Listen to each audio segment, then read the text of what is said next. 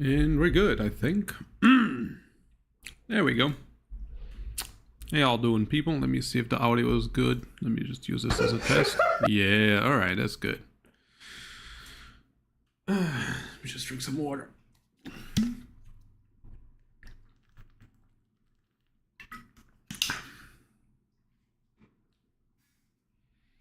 I need to start warning people about these fucking lives, I guess. Alright, here we go. How you doing, people? Alright, as I said, we're going to talk about anything. Actually, we're going to talk about everything. This is going to be a 150-hour stream. Challenging the fucking... What was it? Oh my god, that was such a stupid news, man. That guy who didn't sleep for 150 hours or some shit like that. That was insane. Alright. Allow me to take initiative here in what I want to watch. Let me just see if... are we public? Yes, we are. And let me see the audio. Are we public? Yes, we are. Are we good? Alright, so... Let me see what we have here today. Oh, shit, I've seen everything already? Alright.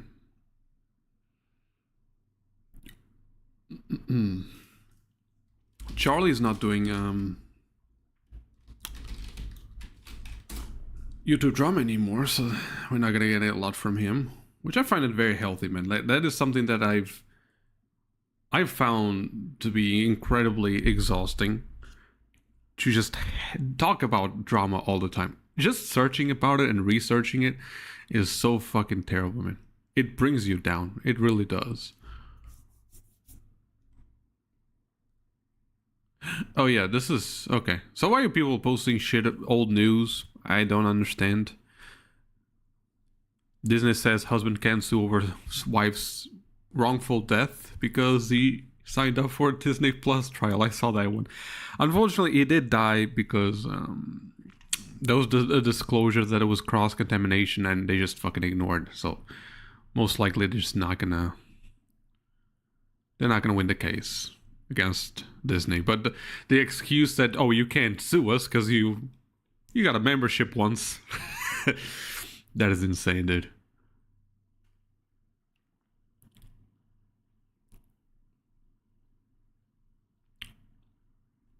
Let me see what has been happening, actually. I'm really outside the loop here.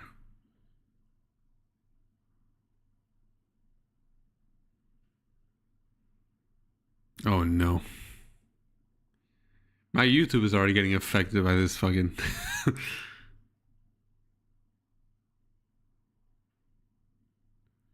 So, yeah, just keep spoiling the fucking movie for me. That's absolutely fine.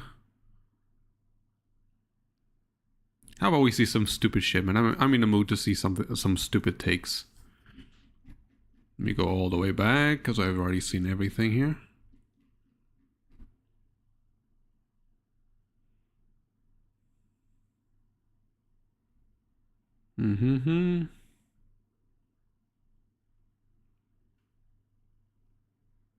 Ooh, alright, this is a juicy one. This is something that I'm very... So men are saying like we... Alright. So men are saying... Listen, this is gonna be the lowest effort stream I've ever done.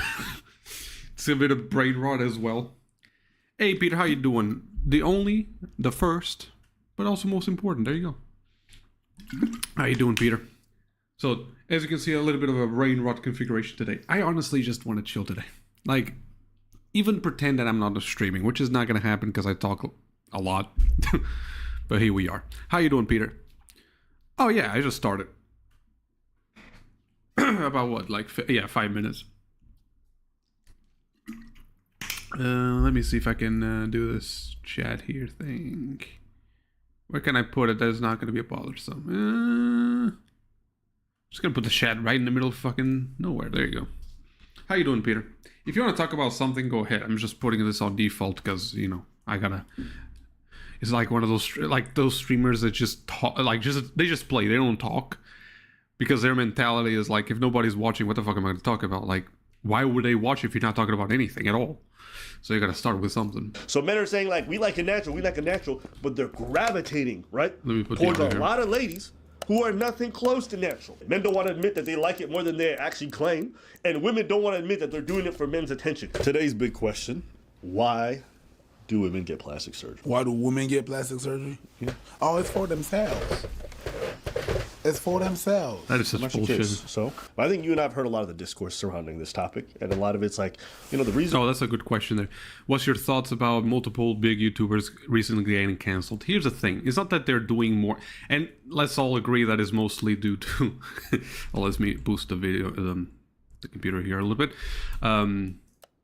It's not really a matter, like a lot of people think, oh, why is it happening in 2024 all of a sudden, right? Why is it, excuse me, I'm a little bit dark on this on the camera for some reason.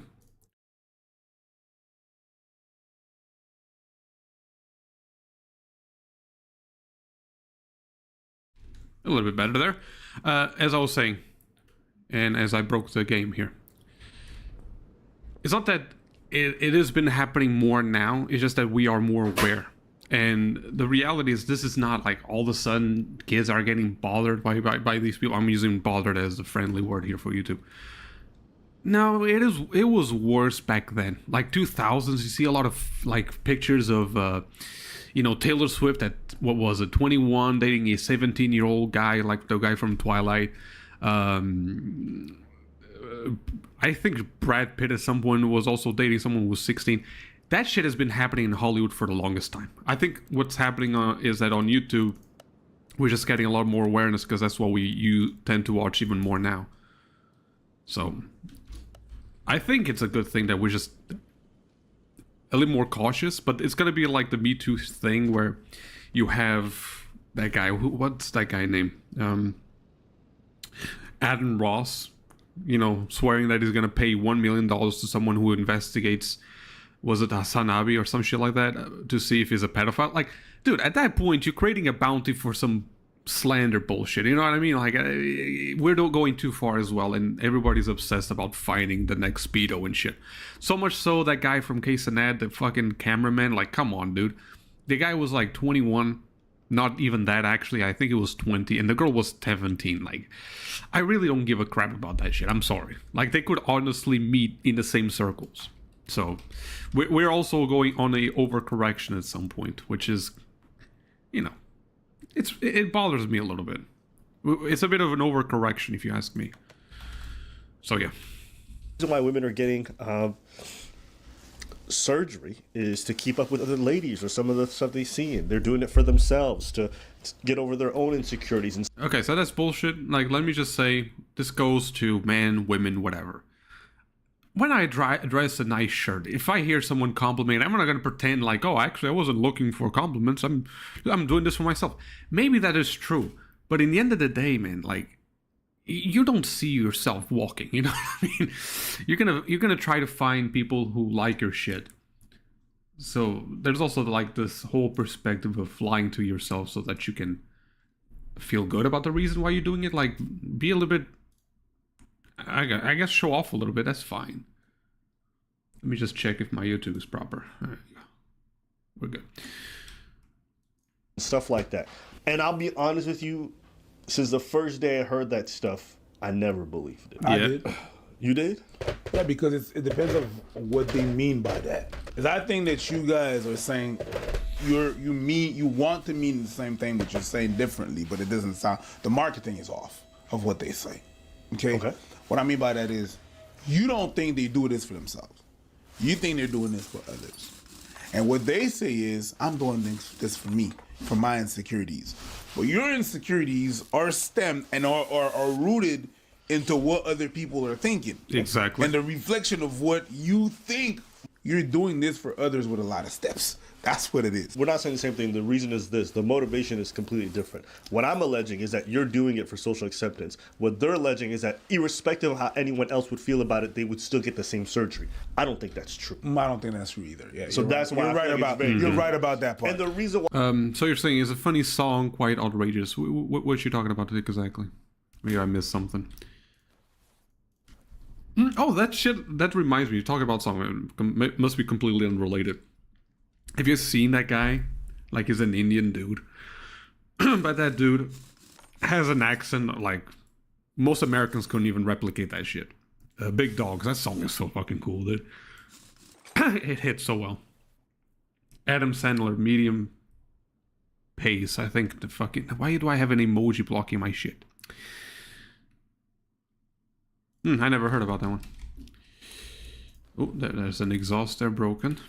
What I feel like is very different is like if we were all just autonomously doing these things for ourselves, there would be no reason for us to be all appealing to the same beauty standards. Yep. Me and Preach are old enough to have at least seen the beauty trends change from the 90s onward.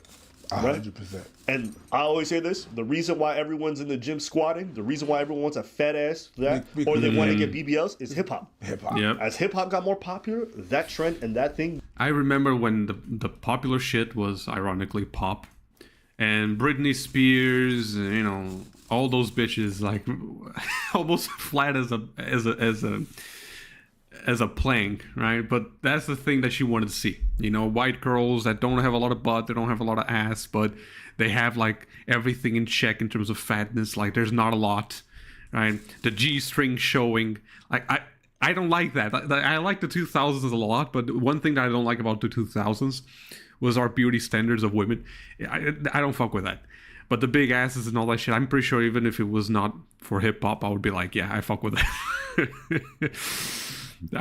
That's what I, at least for me, man. I much prefer a girl that is on the heavier side than someone who's like in the 2000s, kind of like flat ass, like, oh sure, the tummy's really good and all that kind of shit, but like no tits, anything like that. Like, nah, I'm not going with that. Can't wait till the BBL trend is over and all these women cry. Like, they're hurting themselves. It's a thing. Like, I don't understand why you do that. BBLs just look disgusting. Most BBLs, can I even show that shit on YouTube? Let's be a little bit courageous here, man. But they don't look good, man. Like, you see this, like, okay, sure, but that's not what you see. I'm not gonna go back further down, because... But you see... Oh, yeah. Hold on a second. Kim Kardashian, that's her name. This is awful. This just looks disgusting. I'm not even sure if it's a BBL or straight implant, dude. This is not good. This doesn't look good. Look at that shit. That doesn't look good. Dude, no. This is too much. The BBL trend, I agree with you 100%. Has to go, man. This is awful. Look at this shit. What the fuck is this supposed to be? You know what I mean? This is not good. This is not good. But there's worse. There's like some that actually do implants, and sometimes like the ass implant turns around and the flat part gets outwards. Oh, that is gross. I don't like that at all. It looks like a diaper that is full on. Yeah. Especially when they have leggings. Nah, listen, a nice ass that is very natural, can be plump and all that kind of cool, all kind of stuff is cool. I like that. But the BBLs, you can tell when it's a BBL. That's the gross part about it. Like, tit jobs and shit like that, they've been getting better. You can kind of distinguish which ones are which. But BBLs, man. I'm sorry, the opposite. You can't really tell when it's real or fakes. But BBLs, like, they either have to grow, right? But it's not good right now. Became more and more appealing because you can trust me. Go look at a lot of the models in the 90s. Everybody was trying to lose their ass. Yeah. Everybody was trying to make sure they had no ass. They were all trying to look like Pamela Anderson and inflate that's all they wanted to do. So you saw the change, and then you saw everyone's surgeries and everyone's desire to change. Even the whole hourglass thing. This is like a lot of the stuff that we were really pushing through a lot of these medias. So I've never believed it because I've seen the way women's minds have been changed in regards to what they find appealing. And I'm like, I just have to ask, when you get a BBL, okay, and you're risking your life to get this surgery, are you just spending all day staring at it in the mirror and being like, this was worth risking my life for? I don't believe that. I just don't believe that you look... Something that it was crazy to me, people do it so casually that I didn't have the information about the fact that, for example, tit implants, that shit can cause cancer. Like, I was like, what the fuck? Hold on a second. Who looks at that, right? An aesthetic operation, and they go like, you know what? It's kind of worth going through the trouble of cancer for bigger titties. Like, whoa, dude, all that so that you can lose maybe a titty. Like, that's gambling with something that I would never gamble with. All right? No. That's just ridiculous, man. Like, I was doing some hair treatment to see if this shit grows back. And the risks were not even that great, but for vanity, you know what I mean? Like, they don't the cons, or I'm sorry, the pros don't outweigh the cons. That's ridiculous to me. Like, why would you even risk that? And when I see people possibly in the danger of getting cancer for that shit, Jesus Christ. Ugh. Too many people follow the crowd. The internet is blessing and a curse. For the most part, listen, I honestly believe it's a blessing. The problem is people are drawn to negativity. And that is something that most people are going to be looking for. If you have something that is wholesome as a YouTube title, it can work sometimes, all right? But for the most part, it's always going to lose against, a negative headline, let's say. So, yeah. Oh, sorry. Yeah.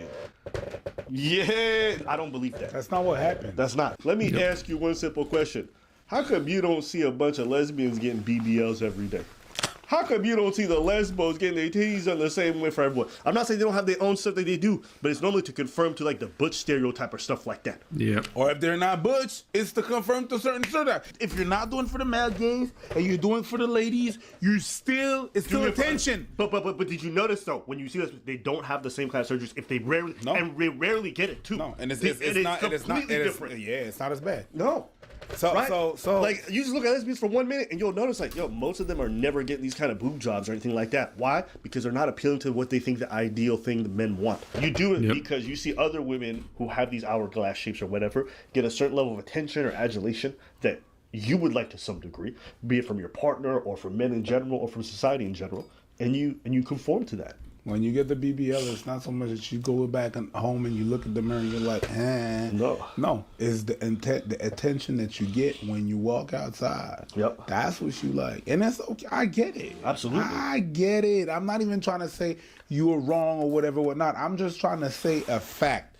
Liking attention is not inherently a good thing or a bad thing. It's just a thing. And then we could turn it into a good thing or a bad thing depending on what it is or where it's rooted or whatever, whatnot. Anyways, that being said, you like the attention. Because when you walk with that BBL, motherfuckers turn around. They look, they whisper. That's the biggest problem for me. It's the lack of consistency sometimes of people. You can like aesthetic operations and say like, you know what, I don't care. I like have fake titties because they make me feel good. It's just don't know when people lie. I don't know if they're trying to lie to me. I don't know if they're trying to lie to themselves. But what's up with this bullshit of like, no, I do it for me? Yeah, well, no shit, it's doing it on your own body. But in the end of the day, you are relying on what people think. I can guarantee you, if a woman goes through a whole day getting blasted by people, you can tell me as many times as you want, I don't care about the opinion of men, but it's always going to stink. Doesn't matter how much you don't like people or you don't really seem to care. It's always going to draw you down. Like, it's going to bring you down the same way that a compliment is going to boost you up even when you're not looking for one, right? It's just be honest about the shit. Like, I don't understand why people would do that to lie to themselves. Like, what's the purpose of that? I just honestly do not understand. They point. And that attention, people, all eyes on you. You feel like Tupac Shakur right there, walking with Jada Pinkett Smith. Yeah, I'll say this. I think that's really the crux of it. We crave that attention. We crave that acceptance, that recognition from our peers, or community, whoever it might be. Yep. And it's okay to admit that. Like, you got a social media account and you post semi-regularly, a part of that is for that attention and that recognition from your peers. Not everyone's doing it on the same degree or to the same level, right? And not every form of it is healthy, but we all need and require attention from others. And coming to terms with that and accepting it is okay. It's not something to be shamed for. Now, in its extreme forms, we can look at it and say it's unhealthy. It's a little bit unhinged when people are like literally risking their lives just for people's attention all the time. Yeah, but the cancer thing for me. I think as a society, we try to do this fake humble thing so much. Oh, I don't need nobody. I'm good by myself. Yeah, I'm not doing it for nobody else. I just, I've noticed this more and more in every way, type of way. We try to see more and more individualistic, as if other people don't matter. When in reality, vast majority of us are propping ourselves up. Even this whole, like, I don't need nobody is to appeal to others, to make yourself feel better than them. 100%. And so it's just like, embrace it. You like attention. It's okay. There's nothing to be ashamed of. We've convinced ourselves it's bad, but it's not.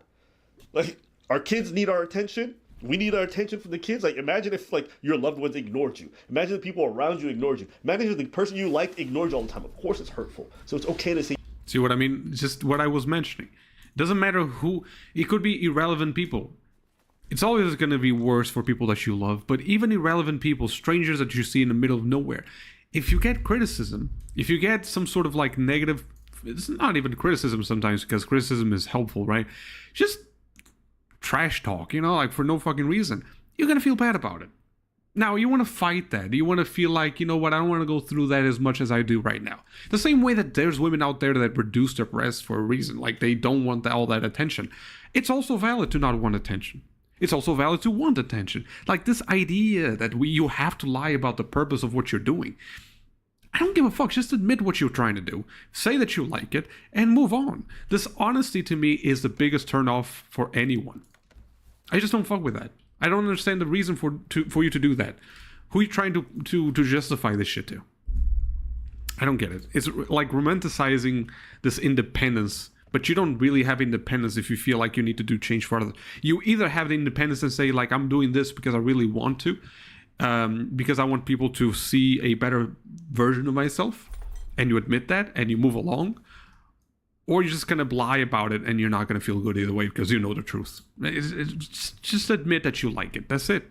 I don't know who you're trying to lie. You want attention from people. I just think we all want to pretend like, oh, you can't say that. Yeah. You think you lying? You think I got the motorcycles that I got? Because no, it's just for me. It's a bit for me. There's a part Yep. of me that like the speed or whatever, whatnot. But a motorcycle goes fast. No matter what motorcycle I'm gonna get, I'm gonna be able to go a certain amount of speed with it. I chose one of them is a Hayabusa. Why? Oof. Because it's a world-renowned, world record motorcycle. Yep. I wanted that for me because it's a respected motorcycle. You gotta admit to it. Yeah. I ain't mad at saying that people this and people got like attention. It's okay. Yes. They do certain things for that. Absolutely. When you come to my house, I'ma give you the wine. Pause. The perfect wine. Pause. Good alcohol. Yeah, that's better. I don't think it's too late for you. But carry on. I think it's too late for you. No. Don't bring me in this. You had your little cess moment. Embrace it. You can walk off into the sun and the rainbow. Why did you bring the rainbow into that? Because anytime it gets sunny for you, I know it's a little rainbow. Get your Lucky Charms. Bruh. For the past... Yeah.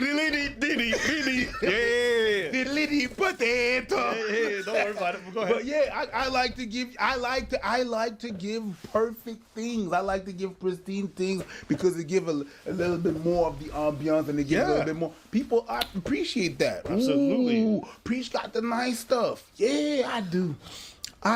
But It's like buying a nice car, man. Like, even if you're not really into car, like, I bought my car because obviously I liked it visually. But a car, how many times are you going to see your own car in action? You don't. Like, there's like this little stereotype of guys loving those, glass mirrored buildings so that you can see your car, but that stems for a reason.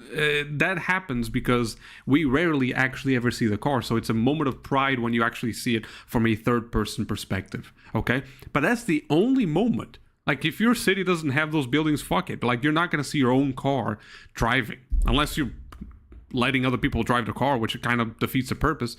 It's not going to be for you. It's going to be for what people perceive of you. That's fine. That is absolutely fine, dude. You can have a car that is like a trash bucket, but you love the performance. But you can have a car that is about both. It looks good and it has a nice performance, or at the very least decent. It doesn't always have to be about non-superficial reasons. Like, people have to be comfortable with superficial shit. And I don't know if it's because we decide to shame that collectively. I don't know what it is. We just gotta move on. Right, when you say that, it's like a new trend of, it's me. It's like Kevin Hart. Me at night by myself. Let me just see another topic here, because this one is I want to see about something that like recently. I don't think there's been any events going that would trigger me. This one was fucking gross as well. Do you guys see this one? A 16-year-old man Just with just those pictures right there. That's shameful, dude. Let me see what we have around here. This was a while too.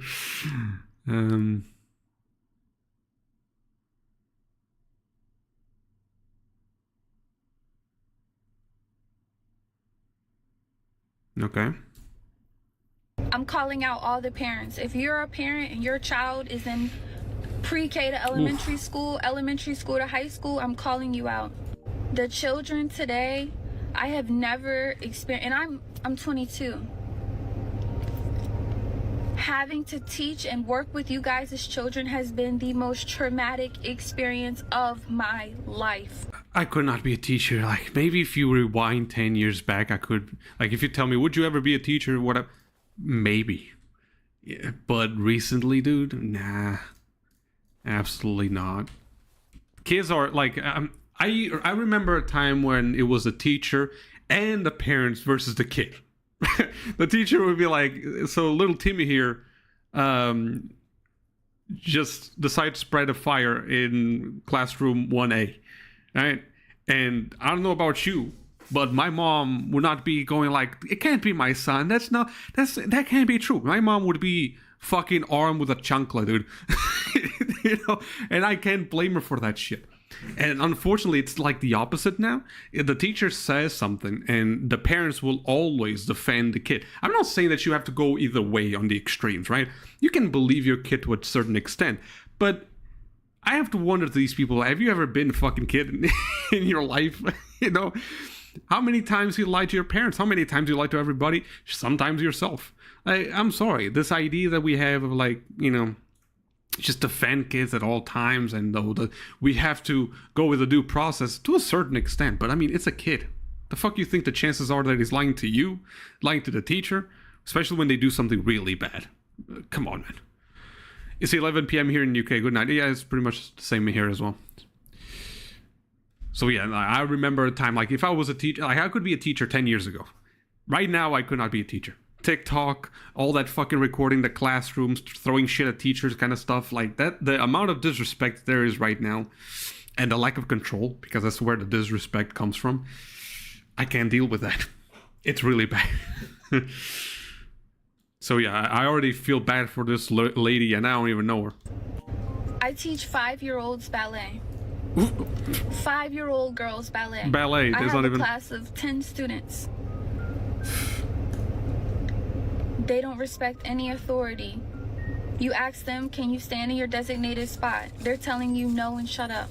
Woo! They're throwing things at each other. They're throwing things at other people, other classmates. You say, can everybody sit in their spot? I don't want to. I'm not doing that. You don't get to tell me what to do. You're not my mom. Damn. You confront the parent.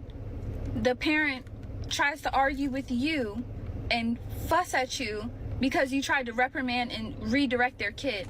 I told a young little girl, please sit in your spot. You're not my mom. You don't tell me what to do. Okay. When her mom came to pick her up, I said, hey, your daughter's having a hard time following instructions. And 7 times today I've had to redirect her to just sit in her spot. Well, clearly she didn't want to sit, and mind you, this is a mom. Clearly she didn't want to fucking sit right there. So, I mean, if she's telling you she don't want to do something, why keep asking her to do it? You know she's not going to do it. Why are you signing up your kid for ballet, dude? That's like going to the army, and you don't tell me what to do, and you say that shit to the drill sergeant. Like, what the fuck are you doing here then? Like, did you not understand what you were going to sign up for? And it's not like, if this was something unreasonable, like standing in a spot, I'm pretty sure that's the basic of ballet, to be in the designated spot at the designated time. Why are you even sending your kids to ballet? I'm pretty sure these parents are just using, like, I don't know, a babysitter without having to pay for a babysitter, which I guess it would be, that's more expensive than actually hiring an actual babysitter. I don't understand. I really don't. But yeah, see the behavior that I was talking about? People will do this shit. They will defend their kids like, oh, if she didn't want to do it, bitch, she's not in a position to choose what she can do or what she can't. She's in a ballet lesson. That's the whole point. Like, why you even have a membership if she's not going to do the same shit that everybody's doing? Like, nah. What world do we live in? Like,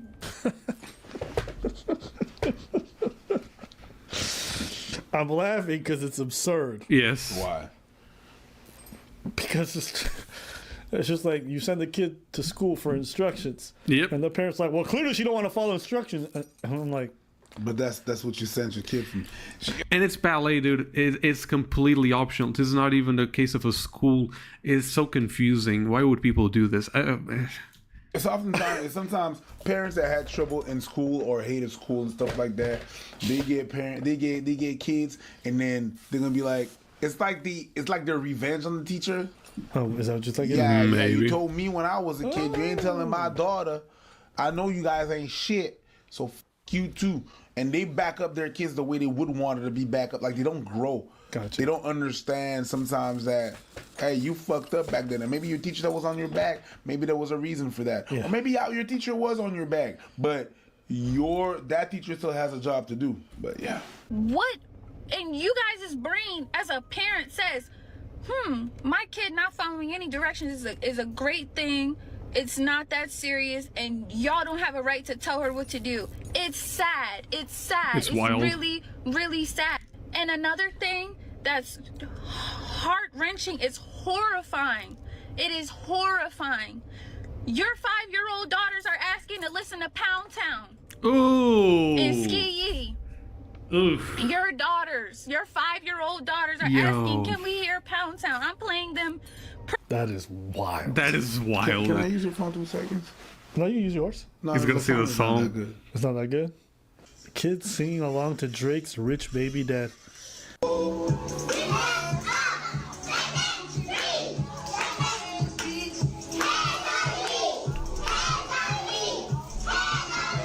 Brother.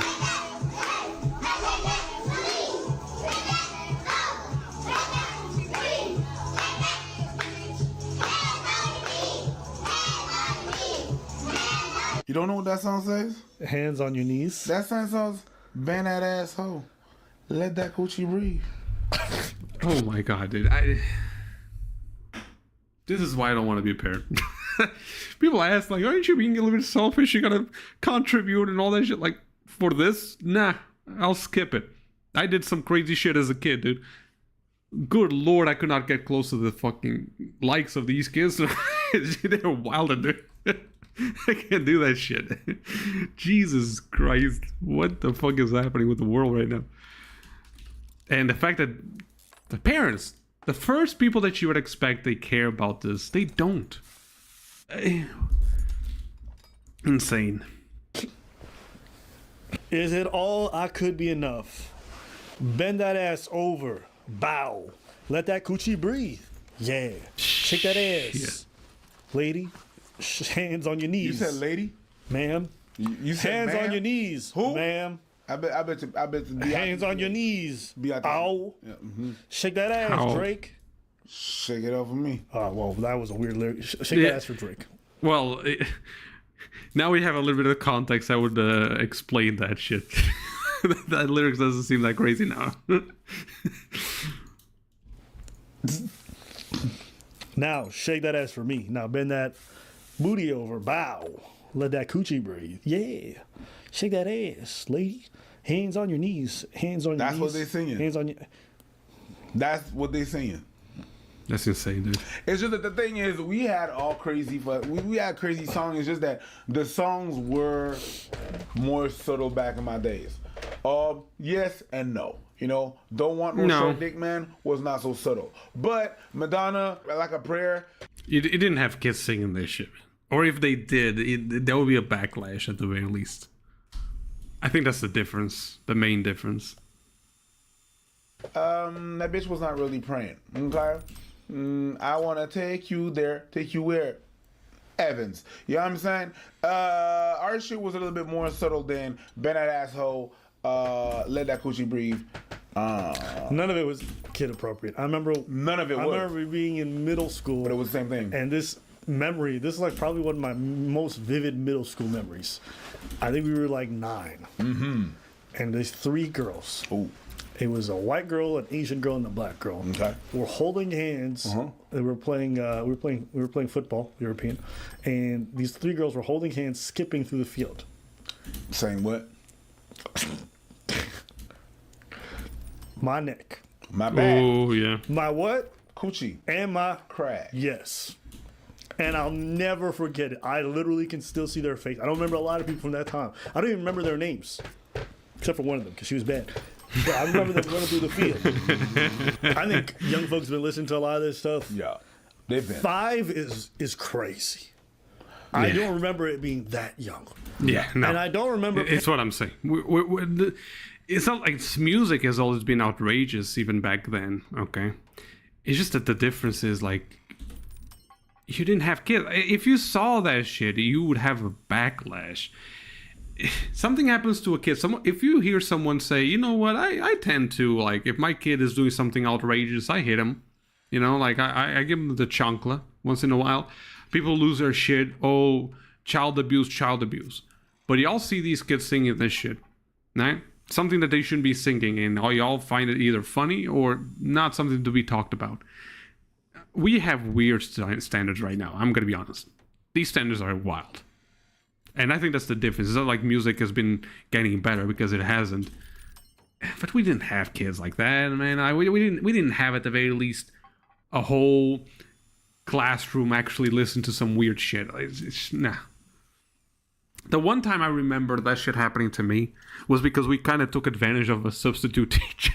And you know how substitute teachers are, you know, they feel a bit insecure about, like, I don't want to step any toes here because I don't know what the previous teacher did. So we ended up watching, I think it was Borat or The Dictator, actually. And there's scenes like there's a woman who's literally fighting with her tits. So yeah, that's it. And the guy was pretty much absent from the classroom. Otherwise, you would have had an issue with this one. You should just. The only problem that he did, the only sin, was that he trusted us too much. But it's wild that there's no repercussions for kids singing that shit or wanting to hear that shit. Wild. Parents sitting around just, whoa, wow, let's film this and post it because it's cute. Nah. That was stuff you heard when you wasn't at home and your parents couldn't supervise. Yeah. But that was much older, not at 5. Yeah. 5 is crazy. And 5 means your parents playing that shit for you. Your kids are not finding that at 5. You playing that for your kids. You playing that around your children. Then I got to start to look at the parents a little bit like, what is y'all doing? Yep. Like, what is you guys doing? It's a completely different level to me, man. No, yeah. That's a lot. The 5-year-old is a bit much.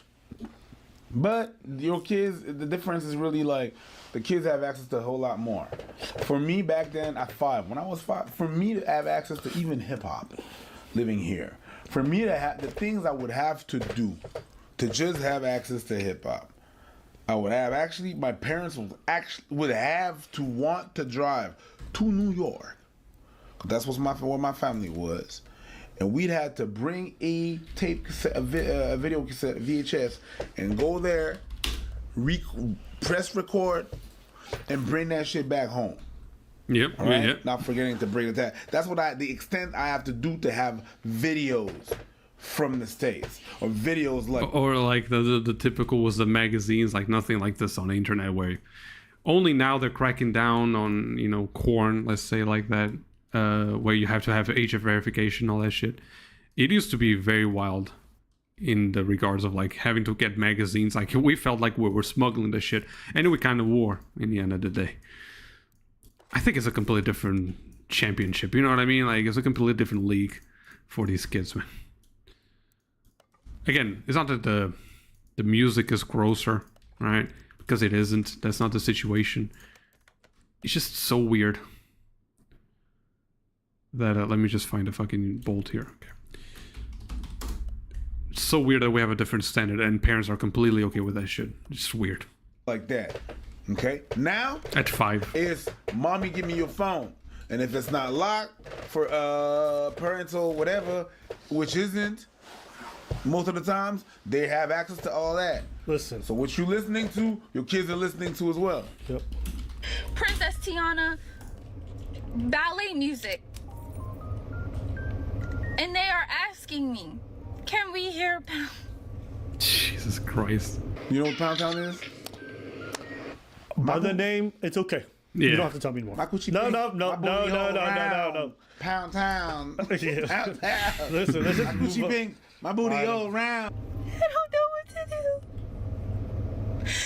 I don't know what to do. And I'm so scared for these little girls today because this is the most insane agenda push I have ever seen in my life. It is so crazy how women can be so well put together, say so many smart things, and have those The ugly nails? fucking nails. It is like, I'm like, I'm with you, and then I see. You know what I hate about big nails as well, like long ones, is that obviously breaking that shit is gonna be easy, and somehow they're gonna blame you for breaking their nails. I'm like, bitch, your reach, like your wingspan becomes bigger than mine just by using those nails, and you complain about me breaking them. That's gonna be a bound statistic for that to happen, especially when, you know, if you are with a woman that speaks with her hands like this and shit like that, like a nail's gonna pop off, dude. Those are weapons, dude. Oh, that's another thing. Like that did in fact happen even back in my time. Girls that just refuse to take that shit off even though they're acrylics for physical education. Like, I'm sorry. And some teachers had balls, some didn't. Most actually didn't have balls, and they would be like, oh, I guess keep it. Which is a huge hazard. Like, as a kid, playing basketball where there's like people don't know what they do with their hands and shit like that, or you're teaching basketball to a bunch of people that are not in a club or anything like that, they are not in a team, they don't know how to do any of that shit. To take an eyeball out is a possibility, because that shit already happened with normal fingers, normal nails in the NBA, I believe it was. So imagine that shit during physical education, the scratches, the possible eye injuries. It's insane. And that is something that has been happening for a long time. And I don't know why, but we take that shit kindly as well. Like, we have no control over kids, dude. It's insane. You would expect, like, this, I could punt this motherfucker across the room. How is he ruling over me? It shocks me. I tried ignoring it. I can't. The minute I saw the nails, I was like, "Oh boy, here it goes." Because they feel like they don't put it in front of their face. I was gonna be tripping, right. and here he is tripping right now. Okay, you know what? I'm gonna keep my mouth shut. I'm gonna stop talking about the nails. You can talk about it. But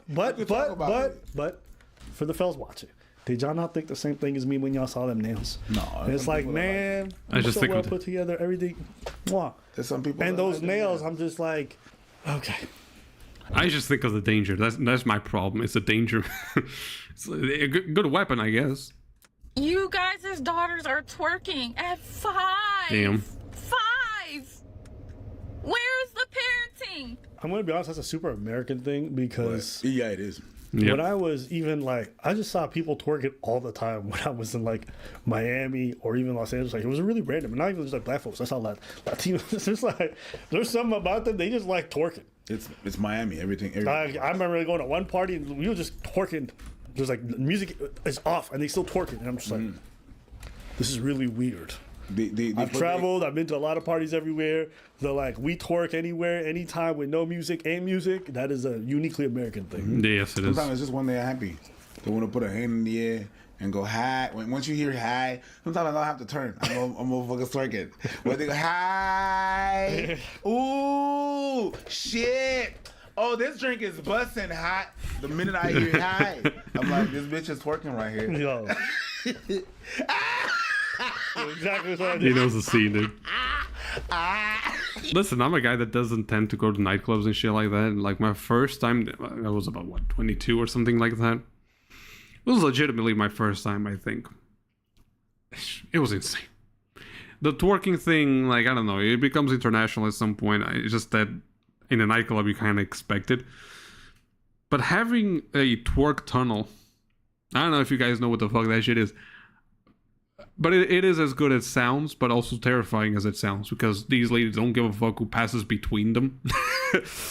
And it traumatized me a little bit. And it is something that has been, I don't know if the whole twerking shit has been contained without the United States. I think it's taking worldwide wings right now. It's Mr. Worldwide on this bitch. It is insane. Get that shit. The minute that Like, you ever having a conversation with somebody, you just look and They're just twerking. Yeah. There's no music. It's not even a party. Okay, yeah, that's different. Y'all different. That's all. How was how was your trip? Oh my god, it was so much fun. We had so much fun. What the fuck is wrong with you? How did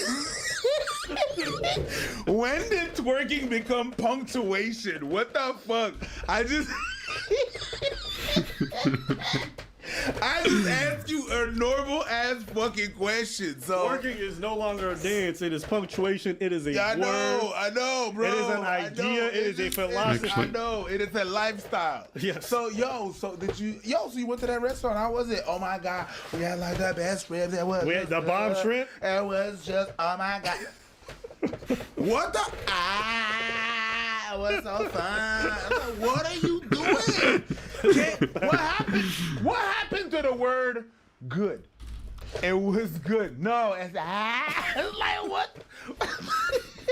We are really You know living. exactly what I'm talking. I like how we went from we communicate by drawings, and then we created words, and for a long time people like to flourish that shit. You know, went to a Shakespeare mode, and now it's completely the opposite. It's like the Windows logo. Like they needed all this time to discover, like to find a design for the logo to be curvy, 3D and shit like that. And now Windows fucking logo became flat again. We're kind of regressing, I believe.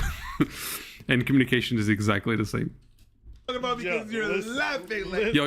It's like bees. That's what I think about when I see women twerking as a response to things. Like, it's like the bees. The bees shake their asses to communicate, man.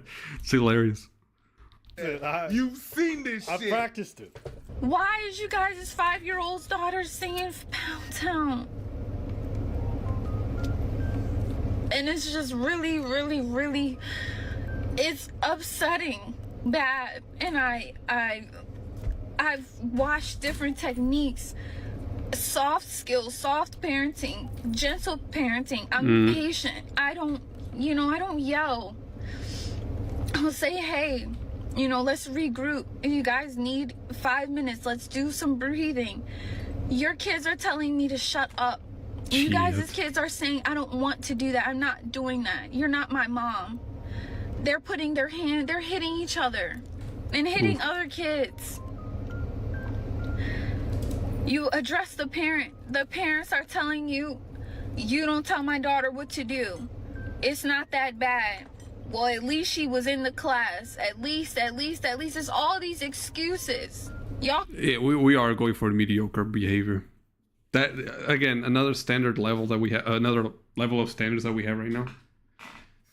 That is insane.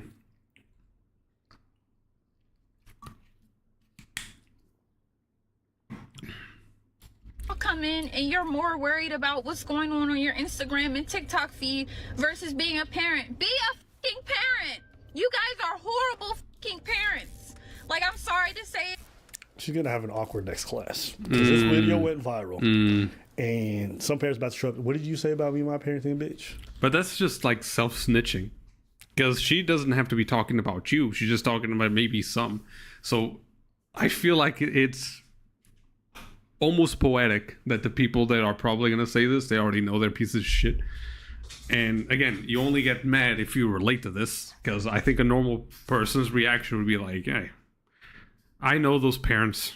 She's talking about them. You're never going to assume that it's you. You either are incredibly clueless and self-absorbed that you don't see yourself being the problem, or you're going to be the person that really does snitch out on yourself because you know, like, oh, she's talking about me. Like, it's just a stupid person doing stupid shit and stupid prizes, I guess. I bet you she's not at that same place teaching those kids. Hey, Alicia, how you doing? Long time no see. How you doing? Try to match the time today. How you doing? But yeah, here we are talking about how young ladies are here hearing Pound Town and shaking their asses at 5 years of age. I cannot even think of that shit. Like, I have a niece at 3. Ugh. Only 2 more years wouldn't make a lot of difference, man. Fuck. Working at 5. That's insane. I don't know. Oh, home for work. You're not working today. Holy shit. That's also a rare situation. How you doing? You got a better schedule today? Is that what happened? Guarantee you that. You think? I would highly doubt it. If a video like this goes viral, I run a studio and you're one of my teachers and you say that, you gotta go. Because you costing me too much money. So I already know the studio owner's trying to get rid of her. I know the parents are complaining because this shit went viral and they know their kids are in her class. There's no way. Ain't no way. This went super viral. Yeah. Yeah, there's absolutely some people who don't parent their kids. Some people are just happy to get rid of their kids for a few hours. They'll sign them up for fucking ballet or whatever, but have no... What did I say?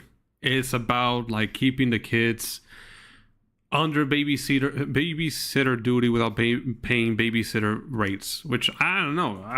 As 16-year-old, I don't believe they're gonna charge you more than a fucking ballet teacher. That shit must be expensive. Why are you sending your kids to ballet if they're not gonna listen? I don't understand. It's completely optional. This is not even a case of school and you're a parent like, oh, my kid doesn't do that. My kid... It's a ballet thing. You signed up for that shit. Why are you telling the ballet instructor like you don't instruct her? Bitch, that's her whole title. That's her job. Take care for thought. Oh, man. I don't want to ruin my day off with the kids stuff. And no, I got off work this morning. Okay, there you go. Shit, dude. It's insane, man. Like, I don't know, man. Like, as I said, back in the day, you had... I remember like me thinking inappropriate shit or seeing things that I shouldn't be seeing or hearing things I shouldn't be hearing. But that was always outside of the control of my parents because my parents knew I wasn't going to have a good day. Let's just say that. All right? It's 100% the case, Alicia. It's not the children that are the problem, obviously. The poor children don't know what the fuck they're doing. They're 5.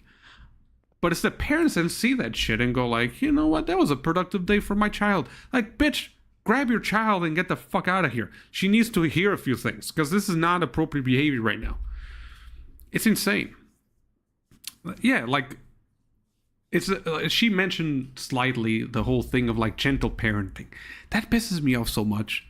Like, I'm not saying that gentle parenting couldn't work, but I'm yet to see one successful case. That's all I'm going to say.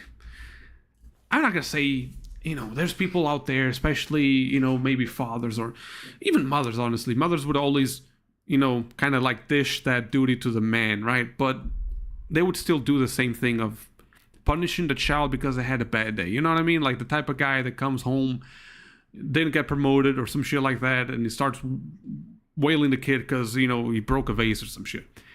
That's wrong, obviously. But there's a lot of people that see, like, they could have their kids... you know, punting grandma on the floor. And they will look at that shit like, Timmy, stop doing that. Timmy, I'll put you on timeout. Like, what the fuck? Give him a slap, because he needs to know that there will be consequences to practice violence.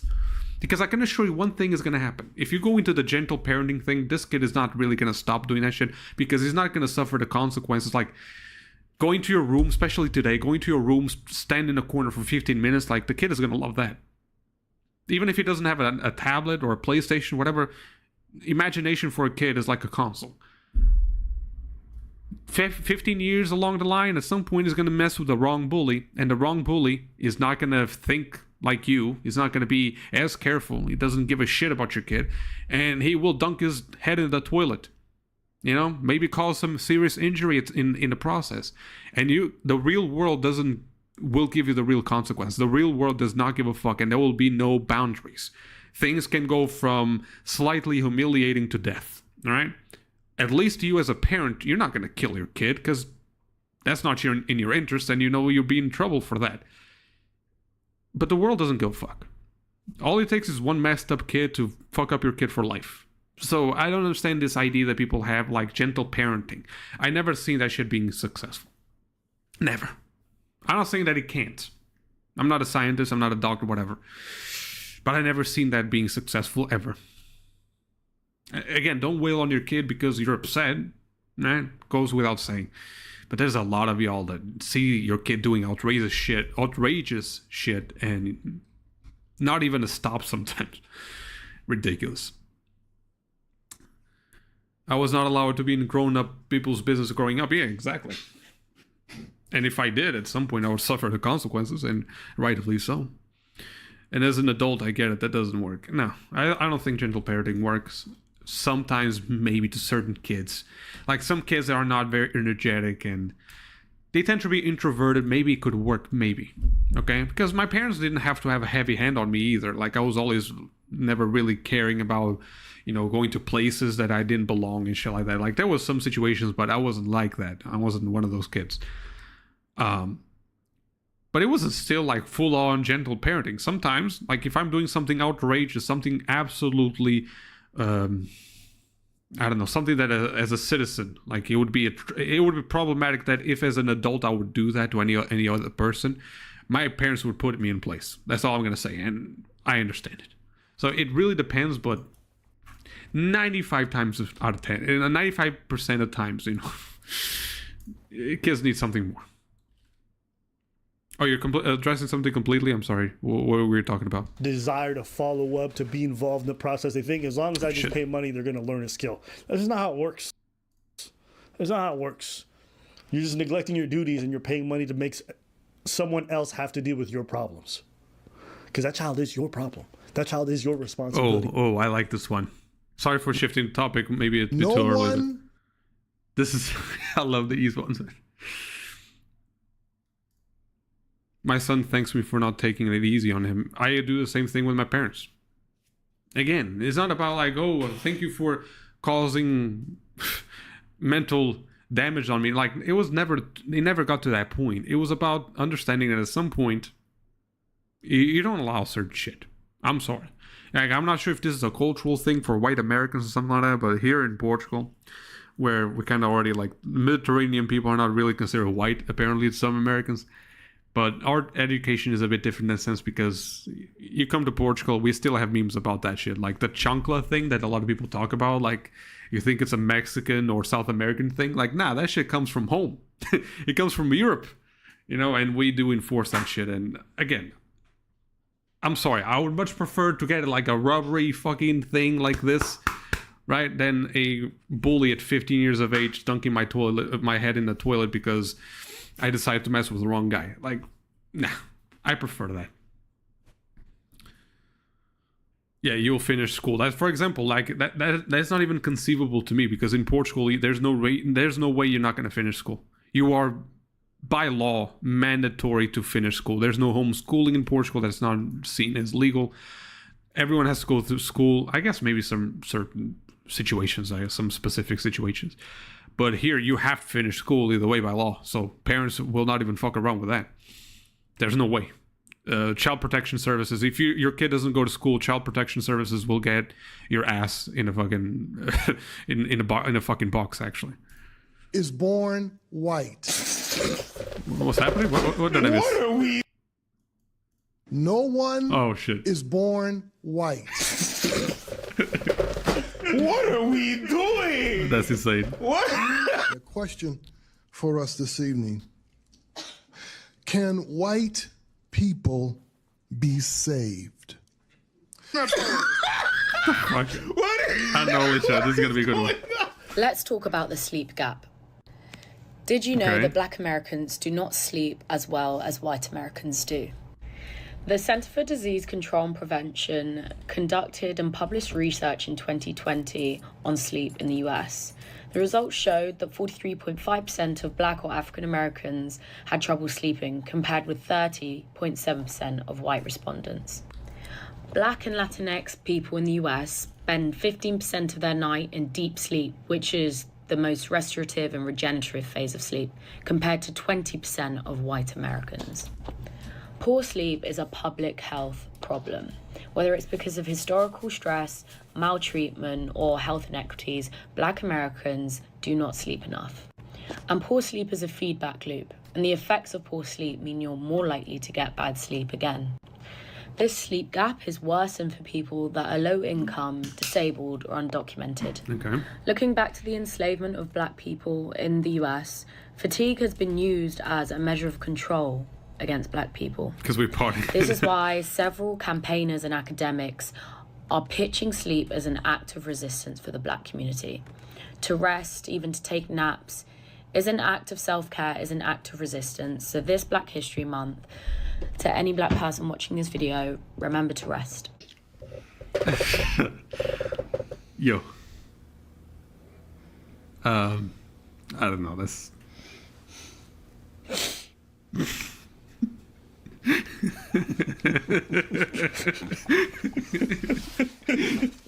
that's a wild one. I had no idea where this is going.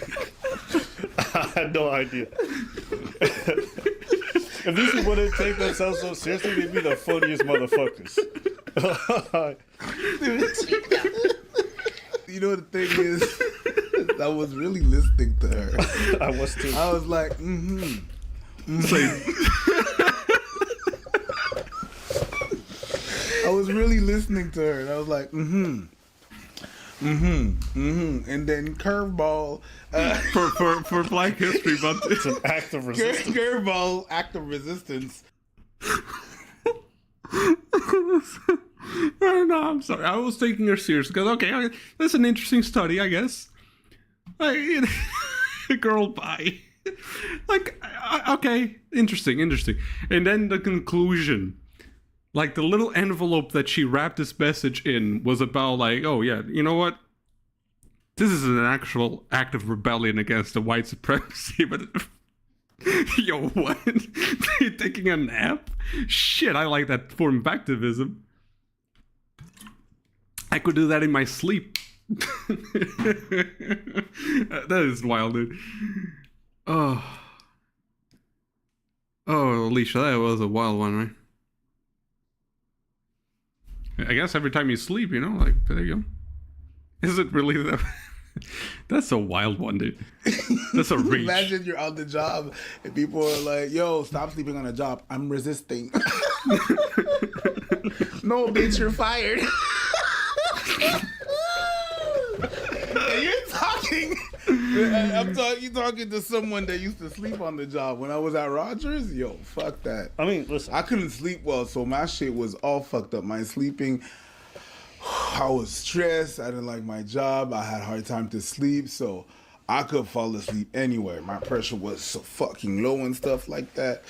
But yeah. Why did you shoot him? Because he was resisting arrest? He was sleeping. But I get what you know what I think the problem is?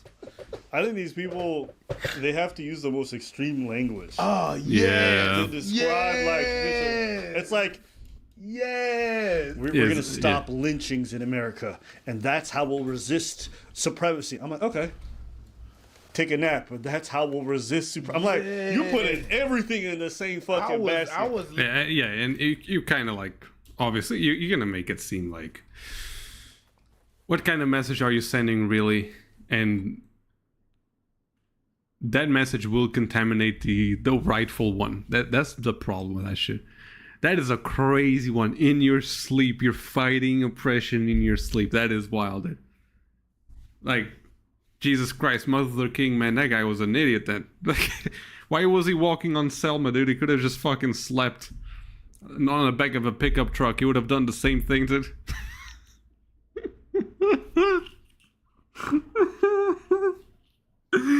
Oh, shit. Oh, my God. Some people, they have some genius brains. Like, I would like to live in a brain like that at some point. You know what I mean? Just try it out. What it means to not have any consciousness. That must be fun. Unfortunately, it's true. Just have faith. Oh man, faith will move mountains after all, right? Jesus Christ. That is a wild one. I was listening. Listen, there may be racial reasons why inequality exists, but the reality is people don't sleep well because they have multiple jobs, or because they're hyper stressed because they don't make much money. Sure. I'm sure if you did the same study, just put people on based off income, black people would probably be on par, if not very close, to white folks in that regard. That are poor. It'd be a class thing more than anything, right? Yeah. It just shows you like poverty is a bitch. When you not making money, when you gotta work multiple things or odd jobs just to make ends meet, it fucks up your sleep cycle. And like what she said about sleep being a super detriment, I can speak to myself because for a long time I didn't sleep well, both because of my medical condition, which overrepresents for people from where I'm from, but also Just because of like trying to make ends meet as a gig economy worker. Like it was very hard to have a good sleep schedule. So one day you're going to bed at 4 a.m. The next day you're going to bed at 4 p.m. because you had a gig at 2 in the morning or whatever it might be. So it's hard to get good sleep. And when you know, look, I know what it's like to not get good sleep, and then I know what it's like to transition. The difference is night and day. The difference between sleeping and not sleeping, like for me, I was much more personable. I felt more present. I was much more aware. My memory was better. My performance was better. Everything just becomes substantially better. The sleep is one of those things like you would expect not doing anything. Like, okay, jokes aside, not sleeping and not doing anything by extension can in fact do a lot. Like, I never seen a situation of something that is so something so inactive do so much for you. Like, if you're a guy who's destined by genetics to be, for example, 6'5", if you don't sleep well, it's not like sleeping is gonna make you grow more, but it's gonna make you achieve your potential. Let's imagine your genes are destined for you to be 6'5", but if you don't sleep proper, that shit starts cutting down slowly on the average, and you might end up with 6'3" instead of 6'5" or some shit like that, right? So sleep can do wonders in that regard, especially when you're a teenager, a child, or whatever the fuck. But it also improves the mood a lot. Like, I've started to go to bed midnight, before 1 a.m. at most, when I was back then like doing 5 a.m. and shit like that. Right now I can't even handle that shit. I can't even think about staying up until 5 a.m. Sometimes I will when I'm editing a video, but that's about it. It can do a lot. I don't think it can fight oppression, but it can certainly do you a lot of good. Yeah, your body will shut down. It's a form of torture, actually. That was like, I don't know if you heard about that shit, Alicia, but there was one guy on YouTube that was trying to go, 150 hours without sleep. And he basically got banned from YouTube. Like, okay, so Australian YouTuber stayed awake for 265 hours. He still did it. He just had to do it outside of YouTube because at some point he got banned. But this is a form of punishment, a form of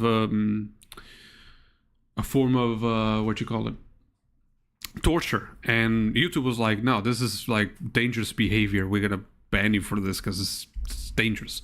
And it is. Sleep is something that a lot of people neglect, and it cuts you down. Like blood problems, heart problems, if you want to include into that, growth problems, mental issues. Like, there's a lot of things. Get that good sleep, yeah. So it's a compounding issue where you're already poor, you're struggling, then you can't get sleep, so it's hard for you to get the leg up. Like, it's all real things. It's just a lot of these activist types, they code everything in extreme language, makes you turn off. Like, in order to define white supremacy, we need you to take a nap. My brothers and sisters, straight from Zulu Nation, you need to get sleep to connect with the African spiritualness. Oh, shit. Like, that's why I'm saying first half I got it. It's a nap, bitch. Yeah, it's a nap. It's important. Yeah. But it's a nap. It's important, but make sure you take a doo-doo, because holding it in makes you hold in all those negative emotions from a... Oh, my, chill the fuck out. Tell people the shit. You don't need to link everything to the craziest widespread. Oh my. Again, like I said, I wish I was that creative, that I could just look at the statistic about sleep amongst African Americans being less than whites. Surely there's racism in this. Like, I wish I was that creative, honestly. Imagine if these people actually use their brains for good. That would actually be impressive. My birthday was yesterday. Oh shit, late happy birthday day. I'm sorry. I was, the fucked up part was I was thinking of streaming yesterday, but you would be busy either way, celebrating it. But happy birthday. It's a bit late, but it still works. It's a lot. It's for real, it makes me not listen to it. Yes. Yep. Telling me to go to sleep is not gonna make me go to sleep. That friend came to me and said, "Oh, well, you know what really works? You could take a chamomile tea." And I was like, if that would solve my problem, it wouldn't be a problem. Okay? That's not an issue. Oh, you know what you could do for your problem sleeping? Sleep. That's not. Don't tell people that they need to sleep. Hey, you have depression? Have you tried not being sad? Yeah, some people really do like some praise it. It's unbelievable. If it was that simple, people would have done that. Like, listen, sometimes you have to try it first, of course. You know, the chamomile tea is something that in fact, I started doing because it does really help me. But to a lot of people, it doesn't. Get the fuck out of here. Just a matter of hormones being a little bit different. That's it. Some people are so crazy about this shit, man. Sleep that go to sleep that would help. Of course, the lack of sleep is a symptom to a bigger problem.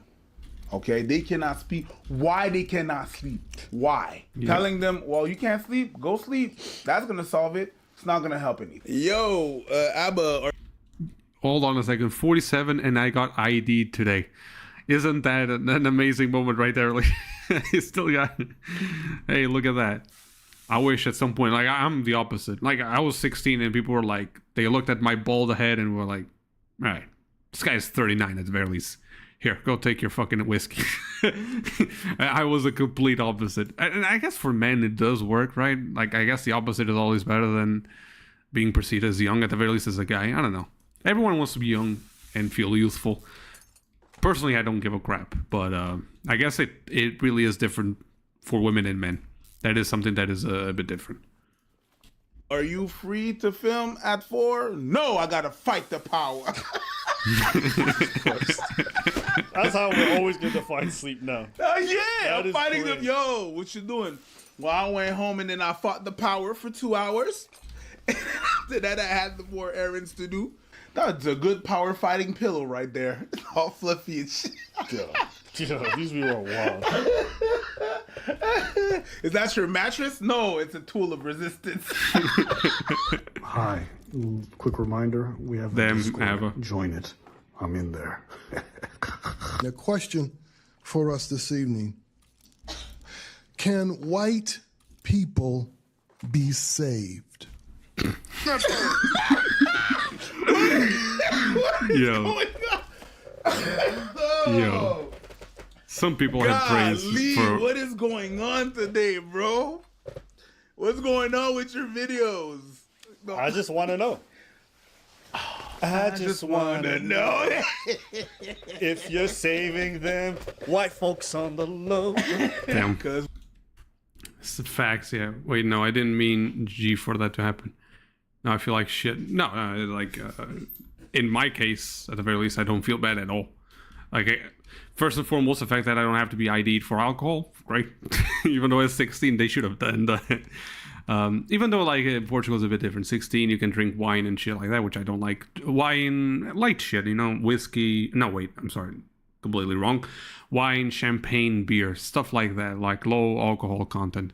And then at 18, you can drink heavier shit, which doesn't make a lot of difference for 2 years, right? And I was never really of drinking.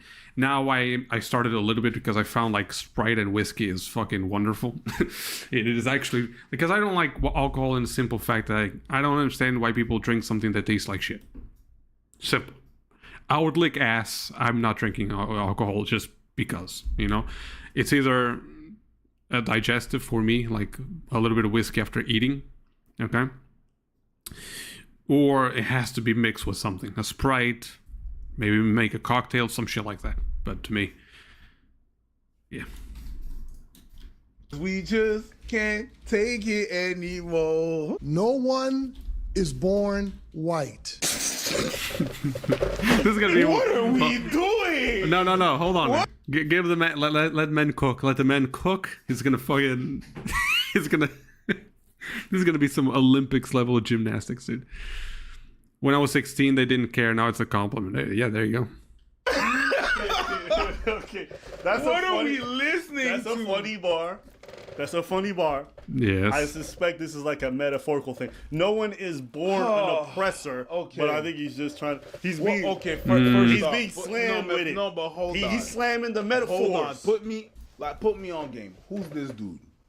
He's a professor. I swear, ass licking to me much better than alcohol. I still have I have it here. I'm just ran out of Sprite. I always keep it a little bit here. Like, look, I bought this what? Shit. A few months, like 3 months. It's still halfway. And I drink pretty frequently. I just that I don't do full on whiskey or alcohol in general. It has to be a little bit of Sprite. It has to be something. I tried Coke, but that shit tastes awful to me. Hey, ass lick is not problematic. I swear to God. Much better than fucking alcohol. I don't understand why people do that shit, man. It tastes like shit. Like, vodka, I never tried it. I guess I would give it some leeway, but, you know, juice from a potato, I'm gonna take my chances in saying that it tastes like shit too. Whiskey, I don't even remember where that shit comes from.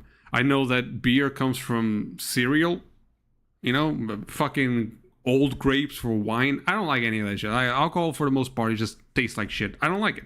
I don't understand the purpose of drinking alcohol if it's gonna taste like shit. Period. And I don't have that whole like macho shit of like, oh, you have to go with a girly drink. Like, yeah, because I like to enjoy things. The fuck, go ahead and have your straight whiskey or whatever the fuck. I don't like it. It just makes no sense for me. I might drink it, like I said, as a functional thing. Like if there's a lot of food in your stomach, alcohol helps process it a little bit better. Maybe it's a myth, I don't know, but it does good for me. But yeah, you know, people who drink, also specifically to get drunk, that's also something that I never understood really. No one was born white is hilarious. Yeah, we're gonna have to go with that. I'm gonna have to still figure it out what the fuck he's saying. Professor at Yale. That's a professor at Yale. Oh, Apparently. Yale Div School. I don't know what that is. Yale Dave School? Div, D-I-V. Do not tell children that. No one is born white. There is no white biology. what? But whiteness is real. Whiteness is a working, a forming toward a maturity that destroys. Whiteness is an invitation to a form of agency and a subjectivity that imagines life progressing toward what is in fact a diseased understanding of maturity, a maturity that invites us to evaluate the entire world by how far along it is toward this goal. Yes, I want to change the geography. What? Because that is the only way. That's the only way to remove us from this vision, this trajectory toward death. And most importantly, I'm so confused I want right to now. save people. That's a pastor. That's not. Did you hear what he said? No. Yeah, no, that's a pastor, dude. As soon as I heard the people in the background going, like, yeah, no, this is not a professor, dude. That's a pastor, man. That's a lot of crazy shit in there, man. Bro, whiskey is so trash. It's the only one that I drink. I honestly only, like, if there's alcohol that I drink, is whiskey. Like, wine tastes like fucking rotten to me, okay? Beer, it's just, I don't know. Beer, it's alright, I guess. It's mild, whatever. Champagne tastes like ass, too. It's kind of like, I think it's also grape based. I'm not sure. Vodka is like potato based, so no thank you. I don't know. Whiskey is the one thing that, I don't know. It feels, at the very least, it does what it needs to be done. Like, it's a high alcohol content, right? And it numbs the throat. It does the job, right? That's pretty much it. Bro, he's not saying shit. Shit like this makes my ass itch. This man, yeah, it's a, yeah. Amen. Like, if that shit was gonna be an immediate red flag if she said, like, if there was a black woman saying like amen, that you got it, you already know. But you can see it by the little fucking plaque down there below him saying what is it, Fuller Theological Seminar. So yeah, theological, it's a pastor, right? It's religion based, not really. Like, it's weird. You're drinking vodka now. Like, I don't know. I don't think I ever tried vodka, really. I'm imagining the taste of potato and do the same thing that wine, like, have the same, I guess, aftertaste of wine, which is like rotten shit. All alcohol is rotten something, right? It's fermented. But whiskey to me is the only thing that really passes by, you know? Let me just see engine has. I need 2 of them. And most importantly, I want to save people. Let the men cook, though. From becoming white. Wow. Wow. Yeah. Wow. Wow. Yes. Mm-hmm. No more whites 2024. Wow. Mm-hmm. No more tuna casseroles. We fucking all of them. No more white supremacy. Let me breathe. I'm tired of resisting. I'm tired of sleeping. Yes. I've got nothing. I want to save you from being white. I got nothing. Insane, dude. You got nothing? I've got nothing. But the whites got everything. Yes, and I think you haven't made the connection. He's trying to save them from being white because he understands that isn't right. They was born into the oppression. They was born into the oppressor's role. No, because nobody's born white. No, they're not born white, but they're born into privilege. Dude, I heard the theory that, okay, you know what? The first human was in Africa, right? So therefore, civilization itself, as we understand it now, came from Africa. I understand that. I was saying that someone is not born white. It's theological shit. It's like romanticized bullshit, really. He's not saying shit, pretty much. Oh man, a numb throat can be useful. Hey, Alicia, don't take it that way. Don't be naughty here. I have not mentioned in any way anything that would even slightly suggest that. Regardless of how funny it is that I would mention that out of the blue. No, but I really honestly just like the feel of that shit, because after food, you get all like that fucking reflux and shit like that. Like, I don't know. You kind of not want to feel that. And alcohol does help a bit. In fact, in Portugal, you have like certain restaurants that right after you eat, free of charge, they will give you a little shot of something. Usually it's like a liquor kind of, what is it called? I don't know how you translate it in English. It's not a peanut. It's something weird. Like they use some dried nuts and they make a liquor with that shit and they serve it at the end of the lunch or dinner, whatever. The game. You have to understand, it's not a matter of skin, it's a matter of environment, cultural conditioning, and the future that we're gazing upon is whiter than a canvas. But it ain't blank. It's already been painted. Your shackles are there. You can't see them. Here comes this fucking... But you can peep them. Slam poetry. Let me see your arms. Let me see your arms. That's a fist. Shackles. Let me see your arms. Let me see your arms. Tattoos, shackles. He drew them on himself. Preach is always so done when you start slam poetry. This brother been lost, but it's okay. Because even though they may have been born that way, it's time for Lady Gaga to change your future. But she's white. But she wasn't born this way. Damn that. Damn that.